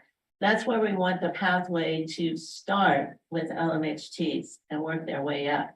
Knowing that probably more than some, probably a lot of ones wanting to enter nursing now are not going to be able to just immediately go up to a BSN. Okay, for finances, time, whatever be the case. So maybe they're going to have to work their way up those levels. But again, they may not even know what an MHT is. They may not have any idea really what a nurse does very well. I mean, if they're going by what they've seen from the media in the last 3 years, that's not always positive. That's not really the Board of Nursing can be involved in this, but through this task force through KBOR, it was really felt like that fell more back on the healthcare institutions like the hospitals and the stakeholders there to really put a media thing together. All of these recommendations for the KBOR task force have went to their board. And so I can't tell you where all of those are at this point. But one other thing that was talked about is to change the NCLEX pass rate requirement to match the options of the nursing accreditors. It was vocalized by some of the program administrators that would really help them. So that's why the task force told me to look at a draft of what that would look like and then bring it back to the board. So if you want to see that, that is in the board packet that will be talked about tomorrow. So that's kind of what leads to all of that. And then, of course, the discussion that's taking care a lot is the funding that's needed for the nursing faculty, definitely. So that's going to be part of the recommendation coming out of the KBOR task force, because I think they probably have a little bit more power. And they're the ones with the nursing initiative funds and all of that. That's not us. So they are in charge of that. But anyway, that was one of the recommendations. And then another thing that kind of the task force looked at is this whole concept of nursing apprenticeship that we're starting to hear a lot about. And we had someone from the Hospital Association come and present the research that he has done on healthcare apprenticeships, not just totally nursing, but healthcare. And really good information. And there's just a lot of different models of these apprenticeships out there. So when you say nursing apprenticeship, Janelle may think of one model while I'm thinking of another model. So there probably needs to be some thought process about how this would look. And then the task force thought it would be very beneficial to organize a meeting or a roundtable discussion with some of the employers and the nursing program administrators to better understand how they envision such program working. So I approached the Hospital Association and really come to find out they have done some of this. Another strong thing that I mentioned to them is I feel this should be done as a pilot program instead of just opening up the doors and then finding 2 years down the way that this isn't really working the way that everyone thought it would. And Jaron Caffrey is going to come to the board tomorrow and present on this again because the full board did not hear this. This was just a task force. And actually, from what he says, I believe there's 3 smaller hospitals that are interested in piloting this. And there's nursing programs around them. So it's not like they would be reaching clear across the state or anything. So he's going to kind of talk about that tomorrow. But in looking at our regulations, we have nothing now that stops this because this is an unlicensed person who the nurse is delegating out of their practice. So nurses need to understand, you know, how that affects them. And then it's an employment issue, which we have no authority over employment. So I don't think there's probably anything that needs to be done different to the Nurse Practice Act. I don't think we're stopping it from happening now, really. So I think there might be a little discussion about that. And then there was the whole thing about nursing as a profession, you know, and it's crucial that we get a positive image of nursing because it truly has taken a downward trend because of the pandemic. And so we've lost a lot of people. There's people who do not want to go into it and become a nurse now because of what they've seen and everything. So again, it works with that media blitz that we were talking about, but really to start in the middle and high school students. Don't wait till they're getting ready to graduate from high school because they maybe have an idea what they want to do. But if you start talking to them at middle school, you know, about what nurses do, and this is how you can become a nurse and stuff, maybe that will help. Clinical partnership in which the clinical facility would pay for the nurse's education and then the nurse will commit to work at the facility. Again, that's kind of an employment thing. I think that might be taking place in some places, but I think what they've also found, unfortunately, is someone will graduate and if they become like a traveler nurse, they can get the money and they can pay that institution off pretty fast, the commitment that they made, and then they're gone. That's kind of, yeah, that's kind of the way it is, unless they live in that small area and stuff like that. And then just to facilitate any actions that we can that will assist nurses to feel like they're respected, their voices are heard when decisions are made. And then the last one was pass legislation that imposes a penalty for violence against nursing that are verbally or physically abused in the workplace. That bill was introduced last year, did not really go anywhere. It was introduced again this year. It was worked a little bit, but I wouldn't say that it's going to look very promising for anything happening on it this year because there's only this week and next week for both sides to work, and then they go into conference committees, and then they're gone on spring break. So that one was disappointing to me because, you know, I think that would, again, help maybe the healthcare workers, not just nurses, but others to feel a little bit more safe and stuff like that. So you can tell it was a very robust committee meeting with many different suggestions coming out. Specific to pass rates. I just wanted to share that piece and that recommendation coming forth that will go to the full board tomorrow. Based upon what we're looking at here, we have our current rules and regs that we need to follow, but knowing that that piece is there. So I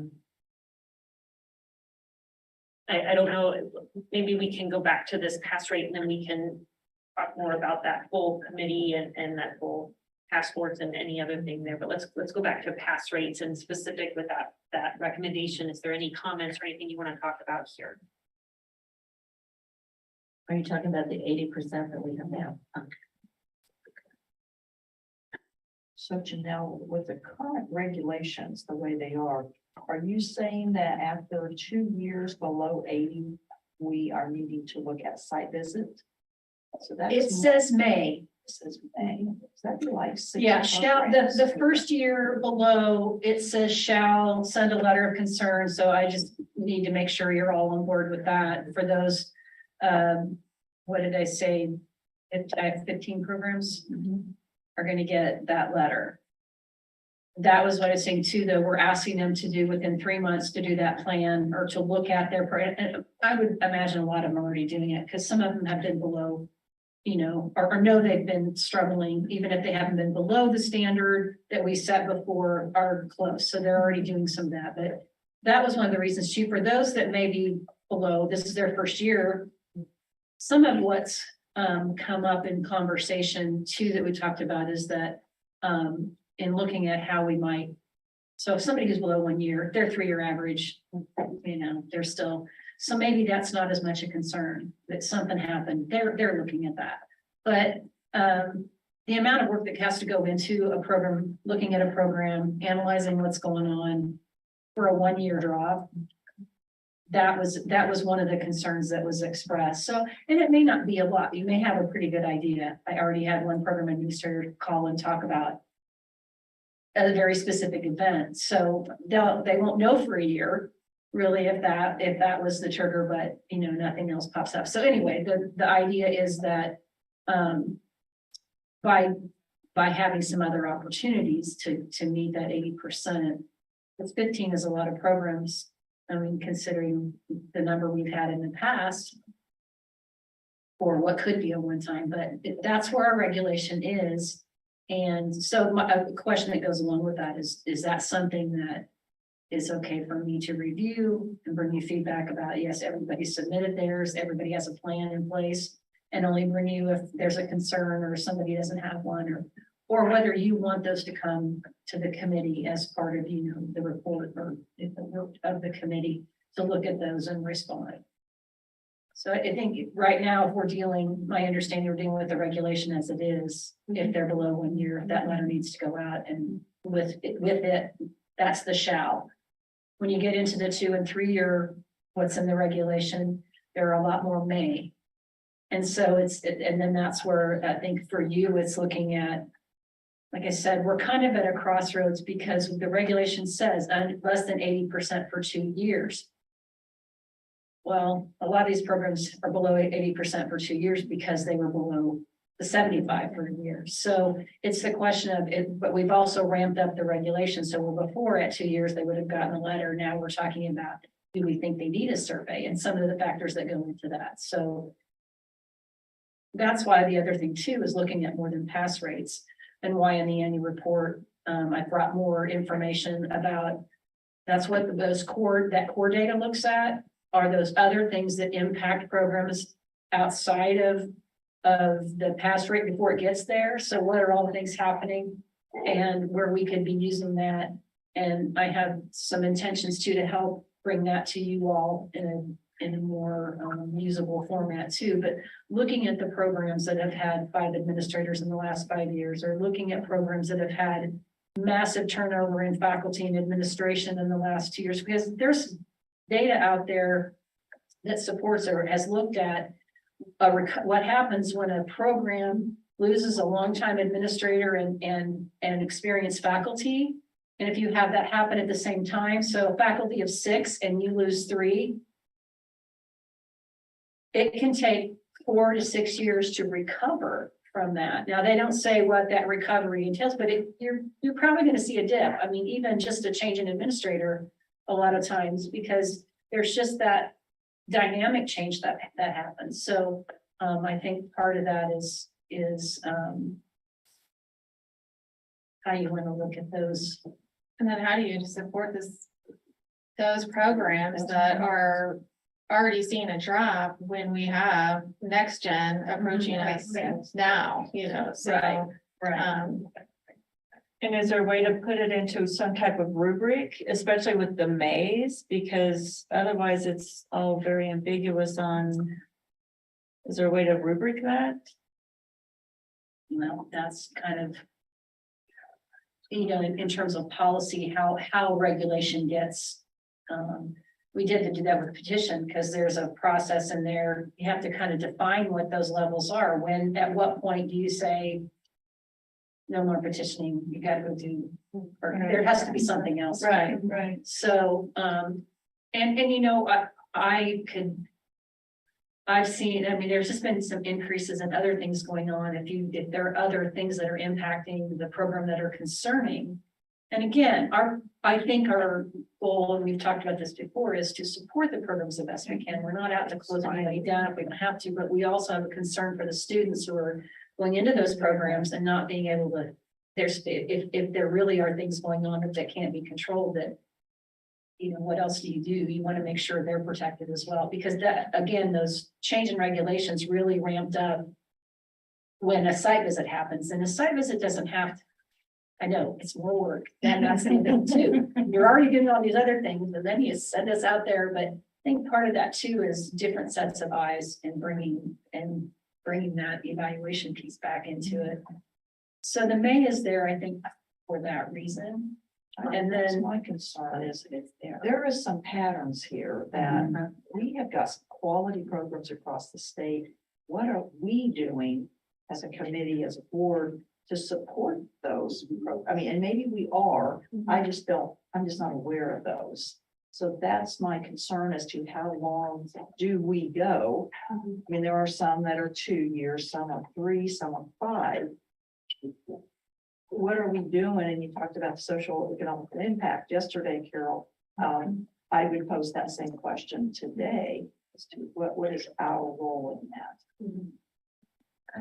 Madam Chair?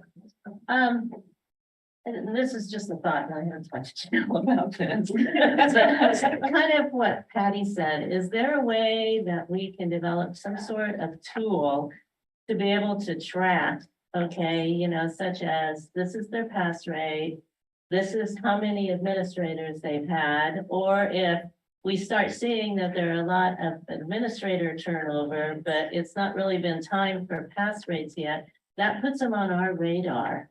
And so is there something then that we do to, I don't know how we can really support them other than bringing it to their attention, maybe and sometimes, I mean, I saw this when I was in Janelle's position, sometimes if the Board of Nursing said something, the Educational Institution Administration listened a little bit better than a program administrator telling them the same thing and them not paying much attention. So I don't know if that would help in any way.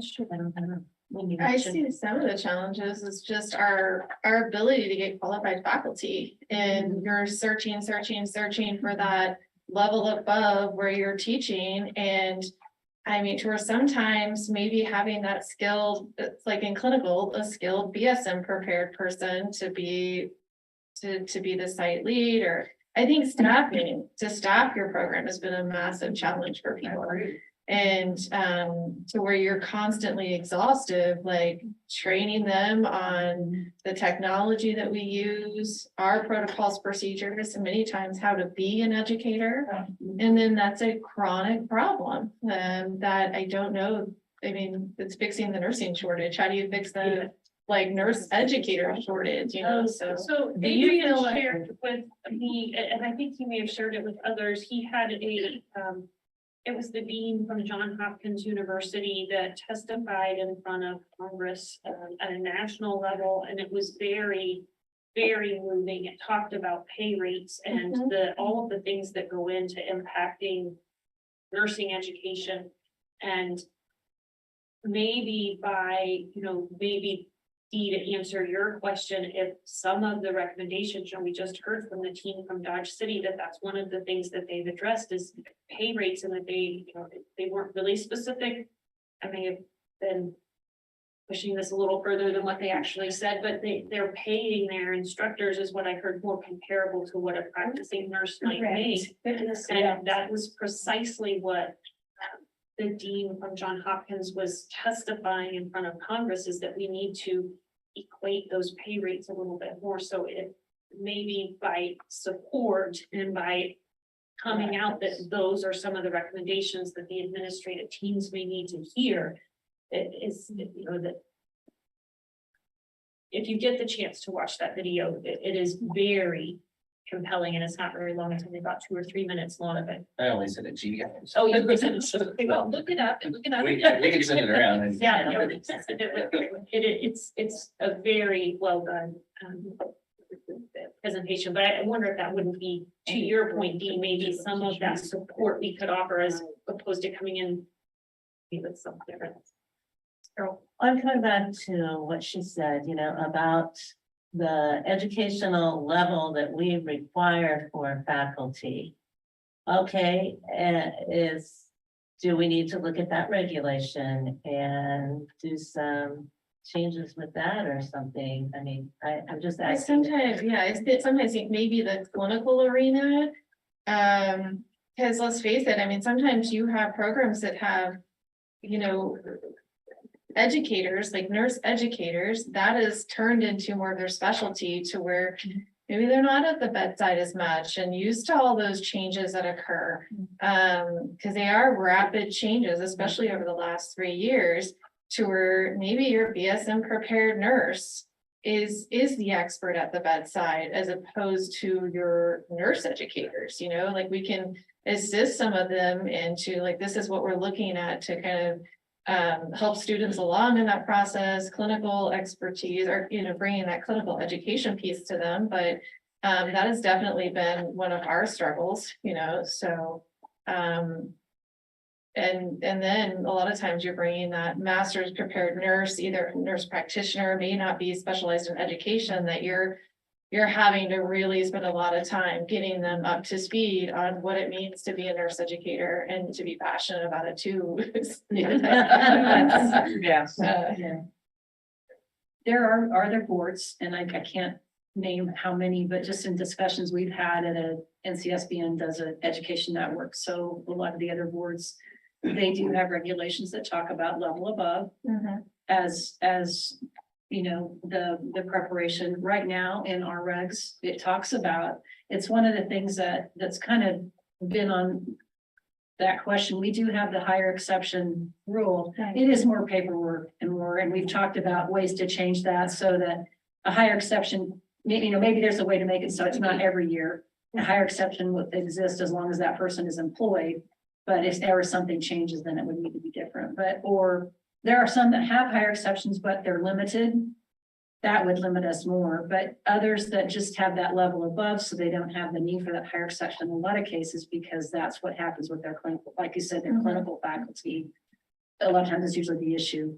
What we've run into a little bit more since the pandemic is people being hired full-time that don't meet the requirement, and our professional nursing, if you look under faculty for the professional nursing, which is the RN level, it does say that they should be master's prepared.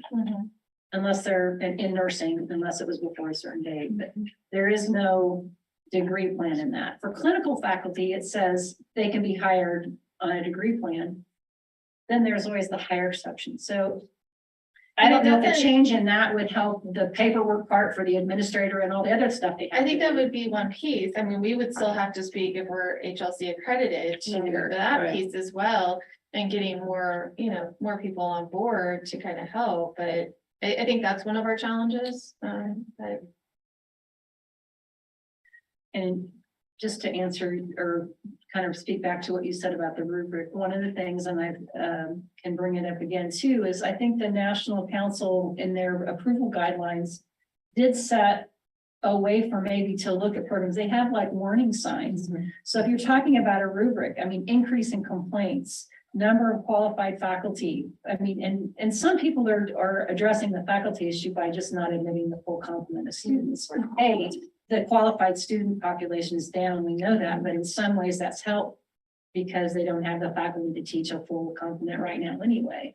So maybe they're going to hopefully come back up together as we get more qualified applicants. Hopefully we'll also be able to do that with But I think that would be maybe a start. It's a I love that suggestion to use those approval guidelines as a. Because there's but those that do lessen those, and I'll throw myself under the bus. So I had an RN program that only had 15 admit, and by the time you had failures, I went and I had 11 tests. Anybody that thinks you're gonna get 80% with 11 people testing, I did not think that, but that's where I ended up. So that I put myself on this list now with that. So it's something that I inherited when I came back to Donnelly. I knew it was gonna be a fight, and we're getting better, but we're still now in that bucket list of regs of, you know, I'll host you guys any day. We have good snacks, but it's something there. And, you know, in my last audit was a great audit. However, those 11 tested, and I ended up with a 54% out of those 11 people that tested. So now I'm in that bucket. So when I came back last December and I asked for more. So people that are doing that though, when we look at them and they're doing less people, now they're looking at possibly having a rate problem. Well, then you have attrition too, like And then if you you have draft, attrition. you're kind of like, well, I'm not gonna give you a second chance because I know you may take 2 times to pass, you know, so knowing that they can do it, but maybe not on the first time, but you're a little bit more strict on your progression protocols. Right, You know, right. so then that kind of speaks to the legislator wanting more nurses, you know, or just general, like, well, I'm more likely to dismiss you and good luck getting into another nursing program. You know, I mean, there is that, but you may have made it on the second try, but I know you're not gonna make it on try number 1, so I'm likely to say I'm gonna be more stringent, you know, so. I was gonna bring up, that is something when we look at this report. If you didn't have Patty's testimony today, knowing that she only had 11. So percentages are one thing to look at, but maybe in our report, we need to know how many tested and how that percentage, because we know nursing programs have fewer students. We know attrition, retention, all the things that are gonna be in their annual reports are not on this document. So we're looking strictly at one number, but we don't know that their attrition was 50%. I mean, I know if you go back at the 100%, which we are not seeing as much now, but in the past, there were some really high attrition rates in some of those schools. And you can see that on their websites, and especially if they're ASIN. But to just look at this, it's a little hard to say that, because if you only had 11 students, that makes 54% look much different than if you graduated 90 students and had 54%. Right. And maybe something to do would be to bring back because the report I do in September, based on the annual report, there's a certain amount of numbers. There are attrition rates in there. I do put numbers as well as percentages. So maybe it's a way to bring back some of what we've already looked at, just for the numbers, and see how it correlates. Or use that document too as a way to look at as the lens. And when you're talking about a rubric in terms of May, do we need to do a visit? Do we need to see? Because I think, again, support, what are we looking at? Are they looking at everything? Can we bring anything to the table to help support what they're doing? For this 22, you know, year, a lot of those students entered in 2020, like right in COVID. And so, you know, you kind of were holding your breath, like the last 2 years, like what's gonna happen? Because we were giving a lot of grace for, okay, we were online, or you were sick, or you were sick 3, you were out X number of times too. So, and then we're holding our breath next year too. So- Well, I think we saw the impact start last year for those who were in, you know, bridge programs or whatever, and had all that simulation. And speaking about, you know, we don't have evidence for greater than 50%, but I think COVID provided us some evidence of what happens if you go to 100% simulation. Right. So look at it at both ways, but I think bringing some of those things into, but I agree. I would see that as beneficial for you all in making a decision, because also what isn't here but it's one in the regs too, is it talks about if the board sees reason, and you have to have some data for that, but maybe 2 complaints have increased. And now granted, not every complaint is about a regulation, but you get a general sense if the school has never had a complaint and something happens in a bad year and you get 20, then is that something that needs to be looked at in light of everything else? Or is it just something that happened and that's gonna go with it? It's a factor, just like attrition rates, what's going on. We know what's going on. So maybe at our June meeting for those that have not met in 2 years, if we could look at some of those risk factors, some of which have been identified here, and then we referenced the AACM that had some other risk factors. NCSB. Yeah, the approval guidelines, I was saying because they have both warning signs and signs of good program. I mean, what's showing as what are the positive impacts? So could take some of those things in the guidelines and just show, and I have done a little bit of that in that report, because percent of full-time faculty, again, speaking back to, it doesn't really look at the length of time with the faculty, and we don't ask that question. I mean, we ask about new hires. We've seen somebody have a lot of turnover in 1 year, that could be a factor. We do ask about the administrator turnover. So yeah, I could try and pull that out of the report, especially if we were just looking at, maybe 10 or 15 versus 57 or so. Right, yeah. So, But I think with the letters, I think just Janelle looking at the letter is good, because that would take up a lot of time. That's just the library. For the education committee. Duplicating that work. Right. Well, and I think to Michelle's point with where we're at in COVID and knowing that next gen is 2 weeks away next year. It may be bad again next. Okay. Only if there's an issue, but. well, yeah, and anything that had popped up is, So we don't need a motion to approve the pass rates. no, just Essentially, essentially as some direction. that the direction is to make sure those other letters happen, and I'm gonna hold on anything else. And I'll bring back some further information for anybody who's in that 2 year, 3 year, or 2 or 3 year. I will do that. Okay, great discussion. Thank you. Okay, refresher course requirements. Okay, that's not too long. Writing notes. Okay, what I put in your packet was basically just the,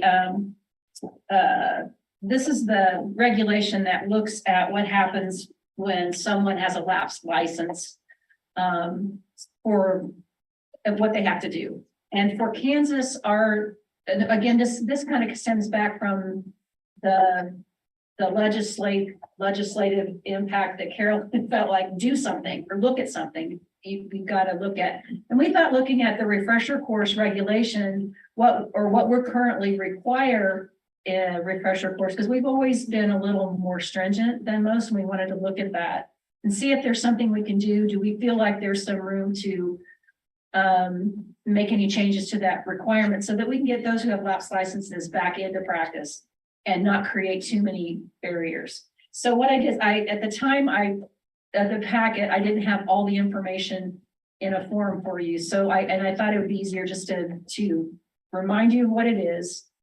And then what I did was NCSBN has a way for me to survey all of the boards and ask for input. And so I kind of just asked all of them what their requirements are for lapsed license and got a lot of good feedback. And I thought I would just share in a nutshell, if I could, what that looks like. So we currently require at 5 years. So before 5 years, you just have to have your continuing education. So we require 30 hours in the 2 year period before you would apply. So once you hit 5 years though, we say, okay, you need to do this refresher course. In our regulation 60-3-114, satisfactory completion of a refresher course that's approved by the board, and what the only ones the board have approved is if they have at least 120 clock hours of didactic instruction and 180 clock hours of clinical learning, which has to be verified by a preceptor. We've had trouble finding refresher programs that meet that. Johnson County used to have one, but theirs fell off a few years back, and they've had their own other programs to keep going, so they haven't redone that refresher. Newman University does have one still in Wichita. They revamped it a couple of years ago. It was shut down for a little while, but they meet our requirements because they developed it specifically for that.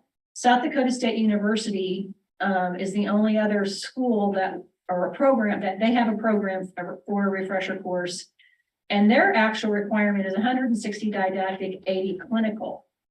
But because it meets our 120, and they know that when they get Kansas students or Kansas applicants, that they have to have that 180. So they've made a provision for that, and those applicants have to do that. But they're the only ones that have been willing to work with us on that. Most programs are a lot less in terms of number of hours. And in terms of, I'm not sure I have the right page.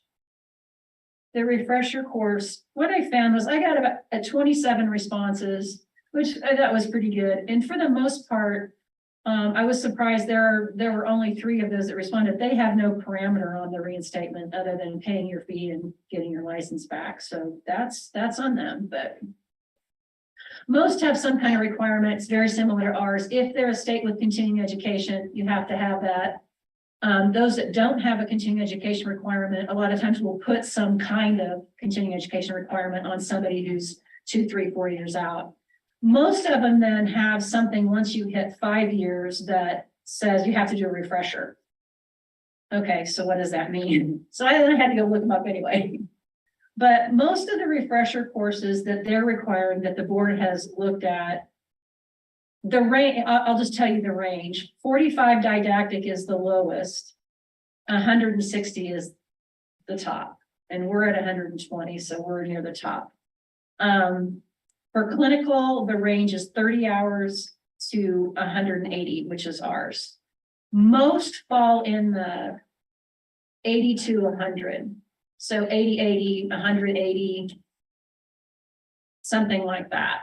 So when you do that, and that the number of refresher courses that become available for people become a little more doable and a little more, because it can take people 4 or 6, depending on if they have, how much they have to work doing other things or family, whatever, that refresher can take. I mean, a lot of it's online. It can be at their pace. They can really push and get it done, but it's usually 3 to 4 months minimum with our requirements.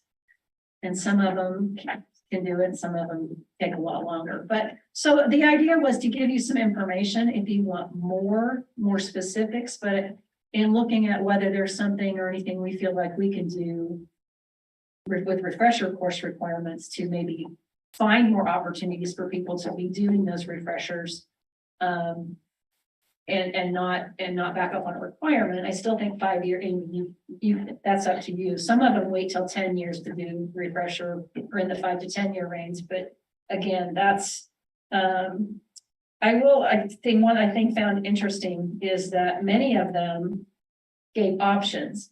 So you could do a refresher course, or they looked, if you've been working somewhere else in another state, those are mostly single state licensed folks. Most of these were compact states, but I did have a couple responses from those that are still single state. So if you've been working in another state, you could show evidence and get your license back. You could do a refresher, or, you could retake your NCLEX.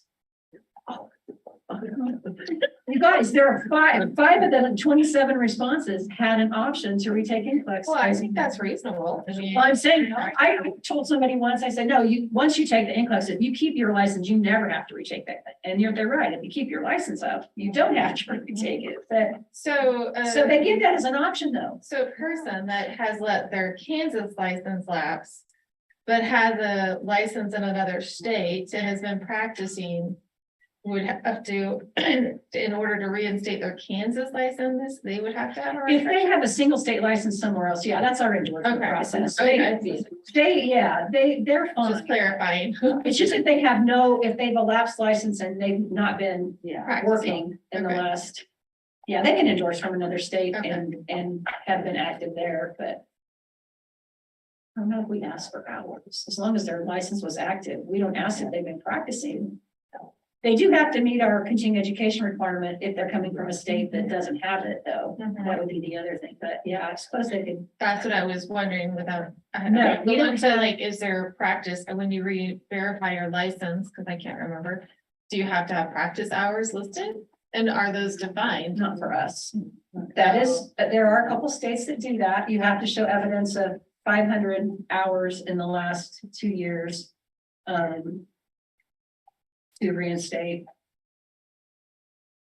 Again, that's one of the things that we don't have, but there are some that do address that, not a. So you could have somebody that was licensed in another state that endorsed that has not practiced in 10 years. Yeah. So, But has had an active license. That would be me. If I went to another state. Actively practiced is. Yeah, you'd have to define actively practiced. Because that's kind of wide open in my eyes. I mean, all of it sitting here. practice- Conversation there. Yeah. Yeah, so that one. So then that's just making me think the didactic hours of instruction and the hours of clinical practice, and then it's just kind of, If they've not been working at all, you know, that's what that lapsed means. They've not been working anywhere for that 5 years. So it's kind of getting them back. The idea is that the refresher gets them kind of back. Yeah, I don't know. Do they really want to be clinical? But if they do, and we don't ask them that, if we're going to give them a license, it's a patient safety issue. If they're actively licensed, they could go back into practice. I think we've got some interesting information. We could suggest a change to this regulation to go to the board if this committee was interested in that, whether that's a change in the hours or whether that's the addition of allowing to retake the bid. So, I'll throw that out there. I think those were really kind of the. and how many in Kansas are needing to have the refresher and reactivate? Do we have that number? I don't have the number. I can just tell you since COVID, especially, I get a lot of calls and we get a lot of people who start. And South Dakota State's really good about working with us. She sends me updates whenever anybody has to pause. They do have an allowance for a certain amount of time they can pause without having to redo. So we'll get people that might have to take a little extra time than what they originally thought. But we've had several completers. I have to, and I'm not That number sure. might be really hard to pull because you may have someone look at those hours and say they're just too, I can't do Right. that and I'm not. Right. So they might consider retaking the NCLEX, or they might consider, and I think that would making a change in that. Would it help us get more nurses into the workforce is what I'm thinking, and that initiative, so. I think it would be viewed positive as something that the board's doing to make it a little bit easier to come back into nursing, because there is a perception by some of them that there's a lot of retired nurses just waiting to come back. However, I'm not sure I share that. But, anyway, they just don't because it's too hard to do it based on our regulations. Yeah, I mean, if you've had somebody that's practiced for 15 years and then they lapsed for 5 because they had a kid or had some life challenge. Yeah. There's probably quite a bit of knowledge still in there, so. Yeah, and just a refresher and how much is enough. And like I said, what we've seen with a lot of boards is there is kind of a median idea out there of what. I think it's more a reacclimation back to today before they were gone in 5 years. That's a wake up Right. call for them. But it wouldn't have to be that many hours, just a reacclimation of. And I've had people call who have an active license, but they haven't practiced in 10 years. And they want to know what to do. I said, well, you can take any refresher you want to. We don't require it if you've stayed active. And some of that would be up to whoever hires you would hope they would take into consideration the fact that you have experience, but it was 10 years ago. So that they would have to work with you. So that's not a board of nursing regulation. You've kept your license active, you've done your continuing education. At that point, it's a comfort level for you. And you hope they realize they need that. But Does anybody tier it based on how long they've been out? yeah, there were about 5 that in the 1 to 5 year range, the didactic and clinical, they have requirements for both, actually, some of them, 5 of them have both didactic and clinical requirements starting at 1 year, but it increases with time. And I was trying to look and see here.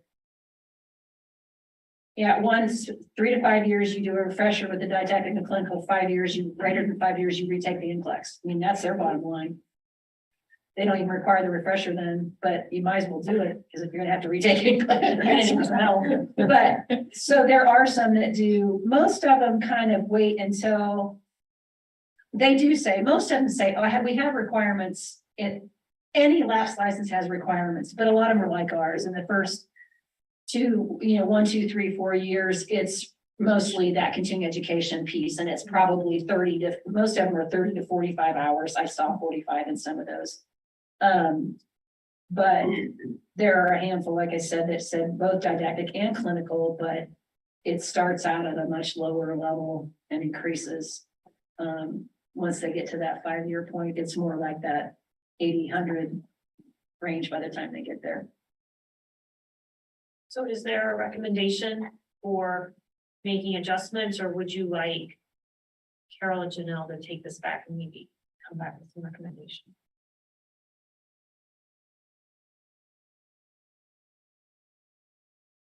Do you have enough information? Is there anything else you'd like to know more specifically? Because I can do that too. This is kind of the high level.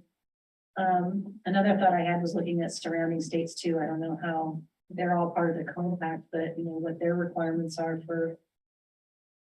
Is where did they develop the evidence that what was an appropriate level of remediation? I mean, that's kind of my thought. Some of them comes out of their boards. Yeah, I don't know.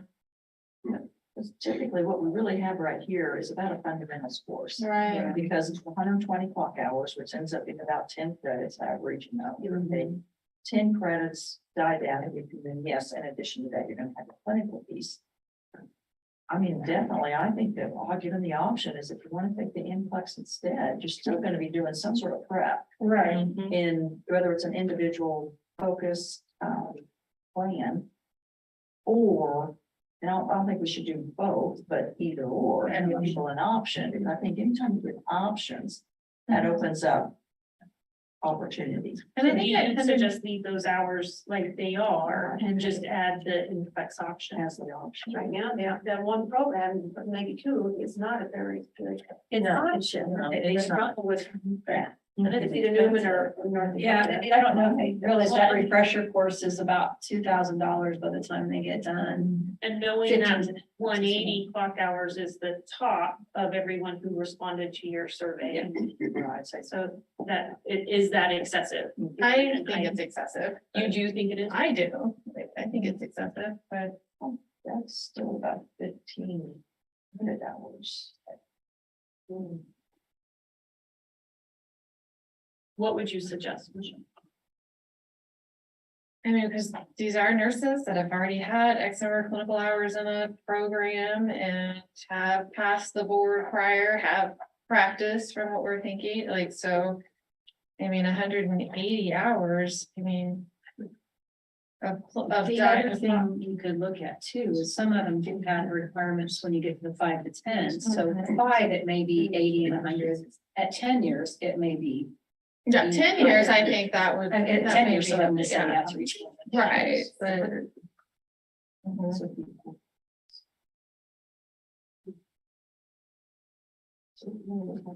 It's like this, yeah.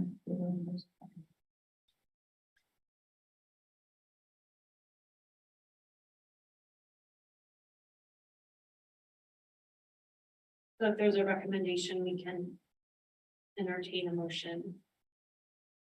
I would say 135 hours of clinical. 135 hours.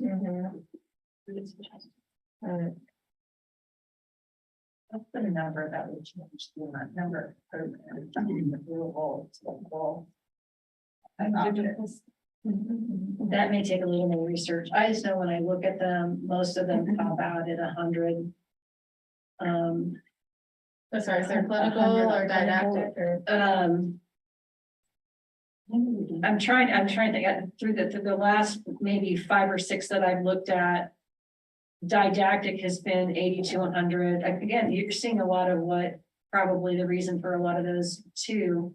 Some may have their own, but yeah, it pretty much tops out at the 80 to 100 mark. And that's both didactic and clinical. Some are, some of them more, a couple of them were a little less, but Combined 80 to 100 or Yeah, like for each, each. like so. Okay, so based upon that question, I think that's a really good, idea. Would you take that back and maybe look at some programs and then, Yes, at would our do that June too. meeting, come forth with a recommendation of some changes to this regulation? I do think I hear kind of some support for adding the inflex option back in. And then, option 2 being maybe some revised, constraints with hours. What's the hurdles for having programs all of this? We only have one in Kansas. What's, what the hurdles are that they're. I think it's developing a program that has that much content and then having to monitor that outside of what, because most of the time you see it, like I said, Newman does one, but they're having to monitor that outside. They're providing the clinical. So they have picked the spot, so you would have to go to Wichita to take theirs. South Dakota State works with the person to, Faculty and the fact that they don't know, I mean, it's not like you're gonna start this as a semester. Yeah, I mean, you never know these your people numbers. kind of phase in and Right. out. and And you it's never know. a very difficult plan. Yeah, that's a big hurdle. Well, and South Dakota State is primarily online for their didactics, so they can start whenever. They have a progression for them. They have a faculty person who's assigned. So that person has somebody they can, communicate with, or I don't know, I've never taken that course and looked at what their responsibilities are, other than the didactic learning. But, they have some things they have to do and, to kind of make sure they're getting where they need to go, but then they help them. They don't help them find a precept. They tell them what they need to do to find a mentor preceptor, but it's still the person's responsibility. I get more calls for people who have to retake nursing programs. They want me to tell them where they can go. That's for petitioners. And then for refreshers, a lot of it is, do you have a list of people or places that I can go to do this? And That's our. we don't. Have they So got a then- Kansas license for the clinical then? Well, they get permission from us. They have to have their reinstatement application on file with us, and then we have to verify that we have that on file before they will let us start clinical. So there is some interaction with us there. South Dakota, yeah, they do all of their didactic first, and then once they've completed that, they have permission to apply for their reinstatement. Once that's on file, then they can do their clinical. Okay, so we'll look at our June meeting for some recommendations to come back. So thank you very much. I appreciate the discussion. Site visit guidelines. Okay. Oh, that's good. We came with some revisions to this when COVID hit and we had to do some for virtual. Basically, what you have in here, the only change to this guideline that you approved back for COVID is on page 2 of that, which is 153. And that's the addition, ASIN and CCNE have kind of both done this. We have found that having that virtual resource room, so when we had to go to virtual, they had to put all the documents we used to see on site were put into some kind of, they do it however is best for them, but they put it in some sort of resource room that we can access electronically. And what's happened is ASIN and CCNE have now started requiring that, even though they're coming on site, because it gives them access to so much more information before they come. But then their on-site visit, it becomes a lot more streamlined for them to do the interviewing, to really do the clarifying and verifying, which is what we're trying to do. Because if I've already looked through everything and I don't have to go searching for documents and spend all my time doing that on site, it really has, I think it's improved.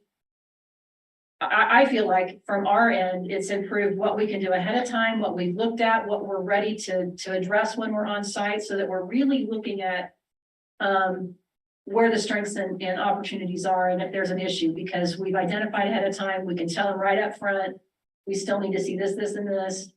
And so that process, and I think it becomes, and then they don't have to copy and they still have things, a lot of them will still have things available, but that has just really, I think, streamlined processes for us, and it's hopefully cut down on copying and stuff for them as well. It doesn't mean they can't still have that, but this is what this is about. With all the changes that have been made in the requirement, I know not everybody is nationally accredited. Some of the PM programs obviously aren't, but for the most part, they're still doing the virtual room. And so what I was asking for in the guidelines is to make that part of the process rather than an option. So that we're getting that virtual resource room a couple weeks ahead of time. Still want the self-study, 30 days, reading that, but then to have access to the other resources so that we can do a little more of that work ahead of time instead of frantically trying to do it all on sites. And that is a requirement by AACNs. Well, CCNE and ASIN are both doing that now. Yes, they have a process. They have their own rooms that we can't get to. So most of the time programs have found a way for us to access it differently, but because they're already doing that, they figured out, hopefully, most of them have figured out a way to do that. But it was really, I think from the perspective of the quality of the site visit, for us, it really improves our ability to, I think, do what we're trying to do out there. And gives them a chance to get that all in there and have it electronically so they're not having to pull it from and copy things down that normally wouldn't be copied. They'd be electronic. The only thing that continues to be sometimes faculty and student files, if they don't have a secure way to do that, some of them have figured out a secure way to do it. I can even look at those ahead of time. Usually that's about the only on-site piece I still do in a lot of the situations. I still have to go to HR and look at official transcripts sometimes, but a lot of them are moving to electronic documentation for all their faculty files as well. So we're looking online anyway, that they have all the evidence of everything in there. And so that's just kind of the nature of that beast. So if you feel like it's too strong, I mean, that was my recommendation in terms of a way to make these site visits a little smoother and a more, I think, more, What were you gonna say? Yeah, no, I was just gonna say, I think it's great. The thing is, and I don't know if the ACN, you have an ACN portal. yeah. I think that's one of the challenges I see is there are, like, I have received some things, but it's encrypted. And so now I have to go through my IT to get it. And so I don't really have access to that until maybe actually when I get to the site. So I do see that it talks about you can also send the USB flash drive. Still would So request that. and, you know, and so that can be sent certified mail, which would be, you know, sort of secure. But anyway, I just wonder if, yes, I think that's sent to the board office. But then how are we gonna make sure we get that to the visitors or whoever's also going? So I don't know if that means 2 USB. I don't know, or having some sort of a central portal to where all ASBN information comes to that particular portal, and then which is what ACN does. If I may jump in, we are looking at a potential portal for the investigative team and probably the board members too. Potentially the committees. I hadn't thought about it in that perspective, but we're trying to back away from receiving these USBs and CDs because of security. And so we're spending a good deal of effort trying to minimize that risk to KSBN because we just simply do not permit people to plug and unplug USBs into machines anymore. So knowing that, Adrian, would it make sense to see if there's I mean, this would be more than just a committee portal. I mean, this would be a number of portals as we look at documents from the schools. Could we look at that option and maybe come back to the next meeting with a suggestion? Yes, I have a price quote. It is. That's everything IT is, right? So we were just discussing, Carol and I were discussing this the other day about how we could maybe shift some things around and look at it. But it is such a service, at least this is what I want. I want it to be less tech heavy because we have a very finite supporting group right now to support our technology. And so I wanted to meet all of the thresholds for security, but be easy enough that they could, in my mind, I'm seeing like a link sent to someone with secured information and they sign in and get it or whatever, or provide it to us. So, okay. And actually, that's what a lot of them are doing right now. They have their own systems that have that, and they are making us, so they would create a sign in for the two of us during our visit, and then they can take that away, and then it's done. So this isn't prescriptive on how that virtual happens, that it's created, and you're right, CCNE and ASIN do have their own portal that they require you to use. So they have that secure because everything comes to them that way. So it might be helpful with the addition of scope, potentially to look at it to see, I was looking at it from one perspective. But if we're gonna broaden it somewhat, I might need to go back and reassess, seat licenses and those sorts of things, but probably something that, I don't know, would be finance committee or. Yeah, maybe so, well, depending upon what hefty. Yeah, well, As far as cost, I mean, it might be if cheaper we could than show the risk versus, than a what virus. would happen if we I mean, get, it's, all our stuff encrypted, that would be pretty bad. Risk.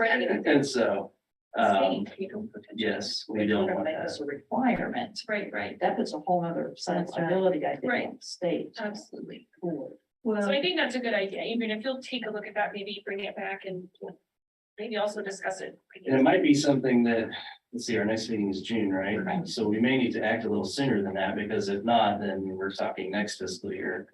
Which is why I was assessing that at this time, it would almost be too late by the next. meeting. Close to the end of the fiscal year in June. To put it in for the budget. Yeah, too so- late to, do some of this stuff. That's just way too late because there's cutoff dates on some of that.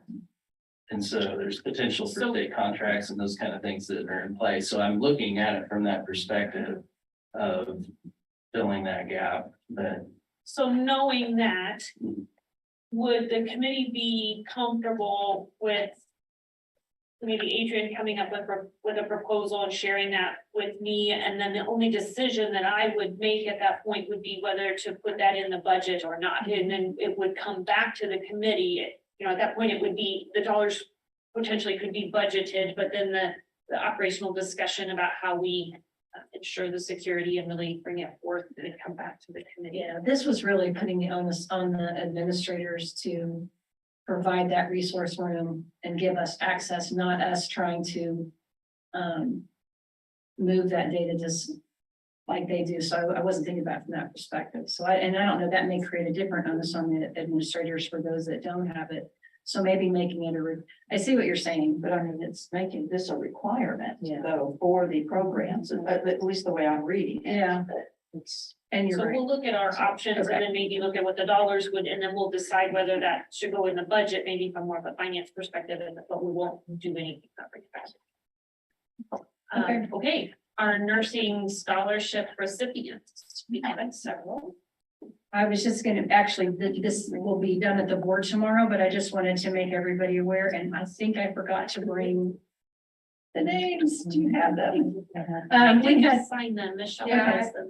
okay, we had, 4, even though our publisher, Arthur Davis, they had a change, they've been purchased in terms of their, the propriety of those, but, they were still able to give us the money for 4 scholarships. So, education committee and board members all, we had 4 volunteers that reviewed all of the scholarships that came in, and we were able to award the 2 RN and 2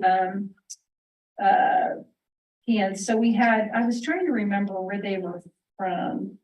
I think I have that. Yeah, I'm sorry. I was a little less prepared for that one. So our 2 RN recipients,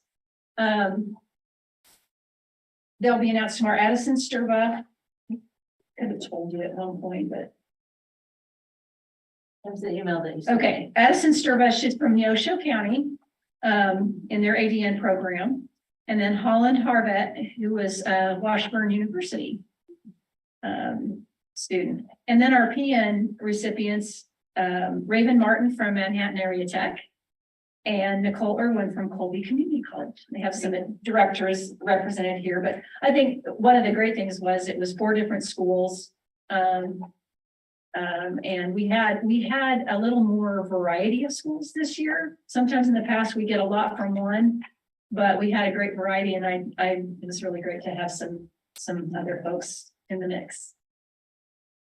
Okay, let's look at our 5-year legislative review. This is KSA 65-1119 nursing school accreditation. So this is just part of our regulations that we review annually and make sure there's no recommendation.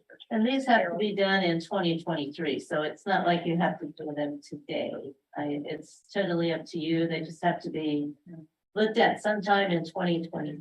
The two on the table are the statutes. One's 65-1119 is the statute for schools of nursing.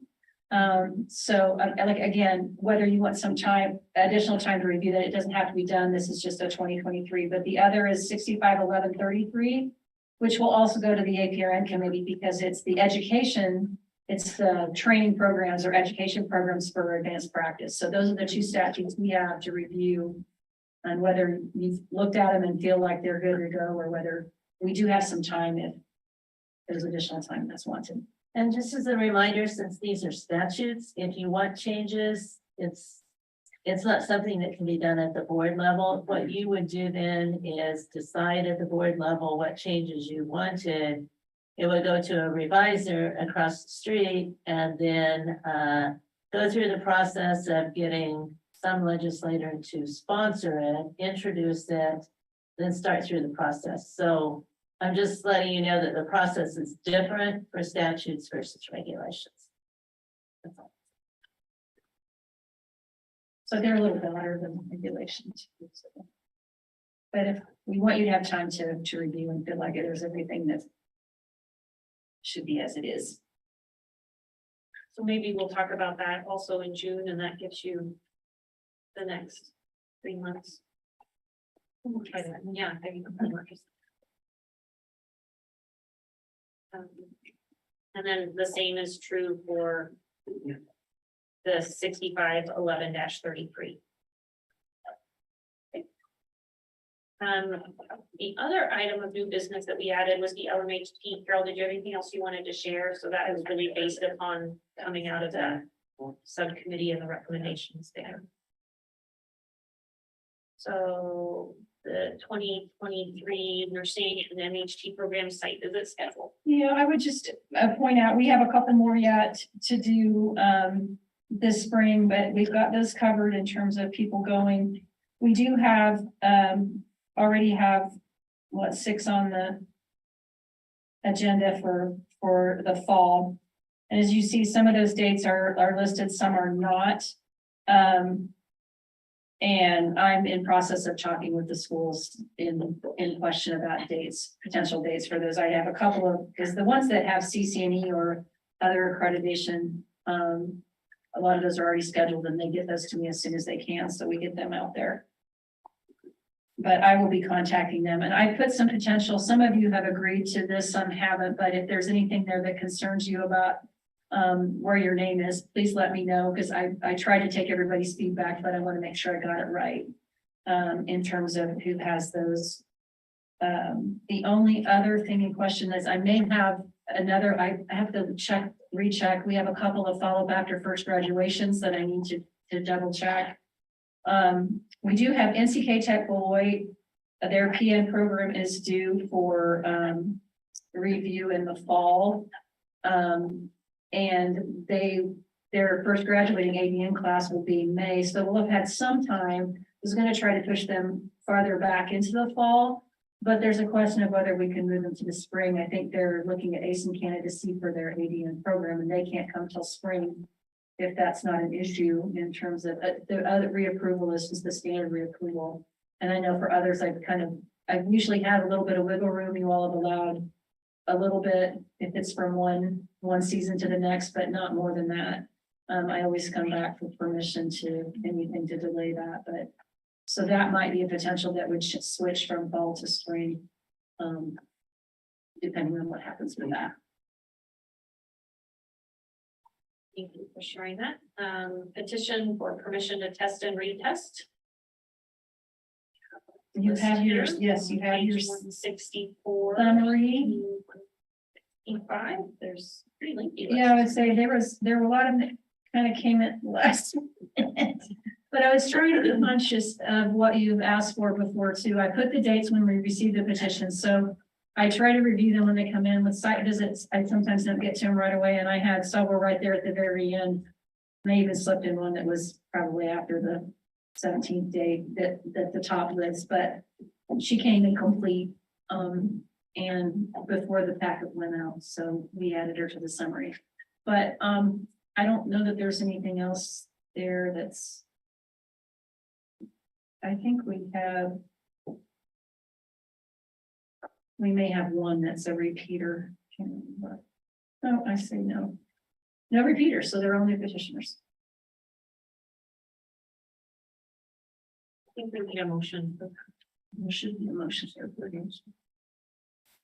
This is Patty. I move to approve the petition for permission to retest summary from November 13th, 2022 to February 17th, 2023, which includes Jane Seepy, Andrea Reynosa, Hannah Dapkowitz, very good, Gisela Medina, Jill Manis, Lacey Olson, Brianna Perez, Brooke Ginter, and Lindsay Robertson.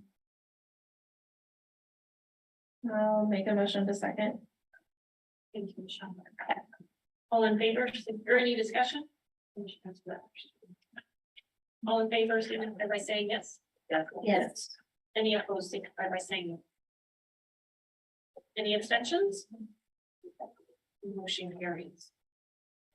So moving on to agenda items for June of 2023. So we're going to talk about scholarships and then petition requirements, and then I think we will add The Influx, you'll look at I'll bring you back some information on the 2 to 3 years, and then the refresher course. I have a note to bring back more information on refresher courses available and what those hours look like. And then LMHD regulations. And I have another request that has come forward. And I didn't get it in time to get it on this one, but a discussion regarding the graduate preceptor qualifications in graduate programs. Right now, we just say that it's an advanced practice or a position.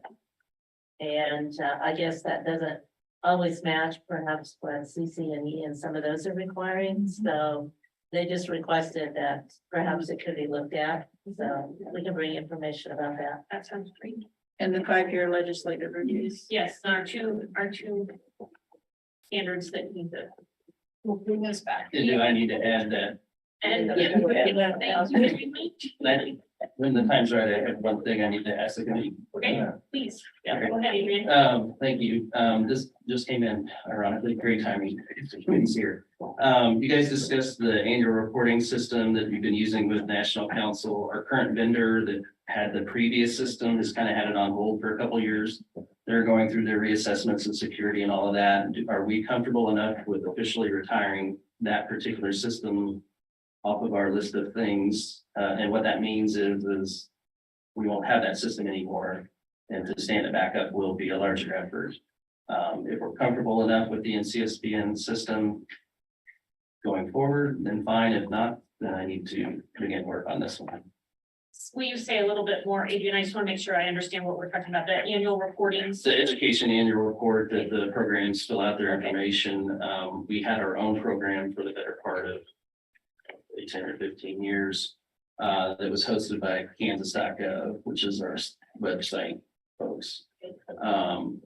They still have that particular system on their inventory, meaning that if we needed to activate it this year, we would need to do it. But it has to go through all the security assessments and changes to the questions and all of that. If we're comfortable enough, the board had voted to shift to the NCSBN and hold the other one open to see how it worked. It's essentially a pilot. If you're comfortable with the solution that NCSBN provides, this would be the official retirement of this system, which would mean we no longer have it on our inventory of services. And our NCSBN system would become no longer pilot, it would be our System. Is there data on the whole site that is still?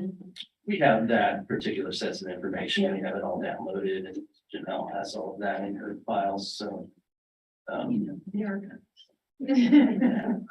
It's basically, think of it like the old version of Word and the new version of Microsoft Word, you can think of it like that.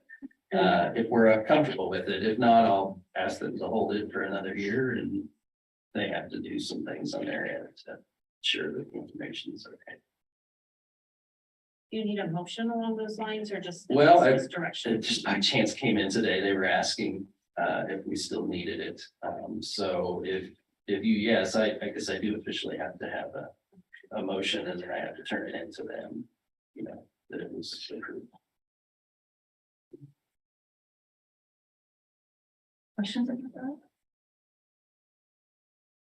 Do we feel comfortable enough with the NCSBN system and what you're being provided? I say, I think we're getting, it's a lot easier for me to manage data with the way that they're doing it, and I have some backup in terms of the people who are, they are helping a lot with the data cleansing and giving us information, and their ability to make changes so much more user-friendly than what we experienced with the Kansas, and the way the information comes across, I get it all in a file, it's execute, I mean, I can, you know, do things with it. The other, I had to put it all, I had to take all, extract it all manually, put it into a file that I could then figure out numbers from. So, And it was a system from a different time. yeah, pretty cumbersome. 2004 or 5. Right. It was great for what was, you know, a start to, but I really think. Nice for paper, essentially. That's honest. Okay. I have the motion. I move to keep the NCSBN annual report system and retire the KSBN annual report system. Can, yeah. Maybe education courses. Education and report system. Okay, we have a motion. That's great. I second. Any discussion? All in favor signify by saying yes. Yes. Any opposed signify by saying no. Any abstentions? Motion carries. Okay, and with that, I think we are adjourned. So thank you all very much.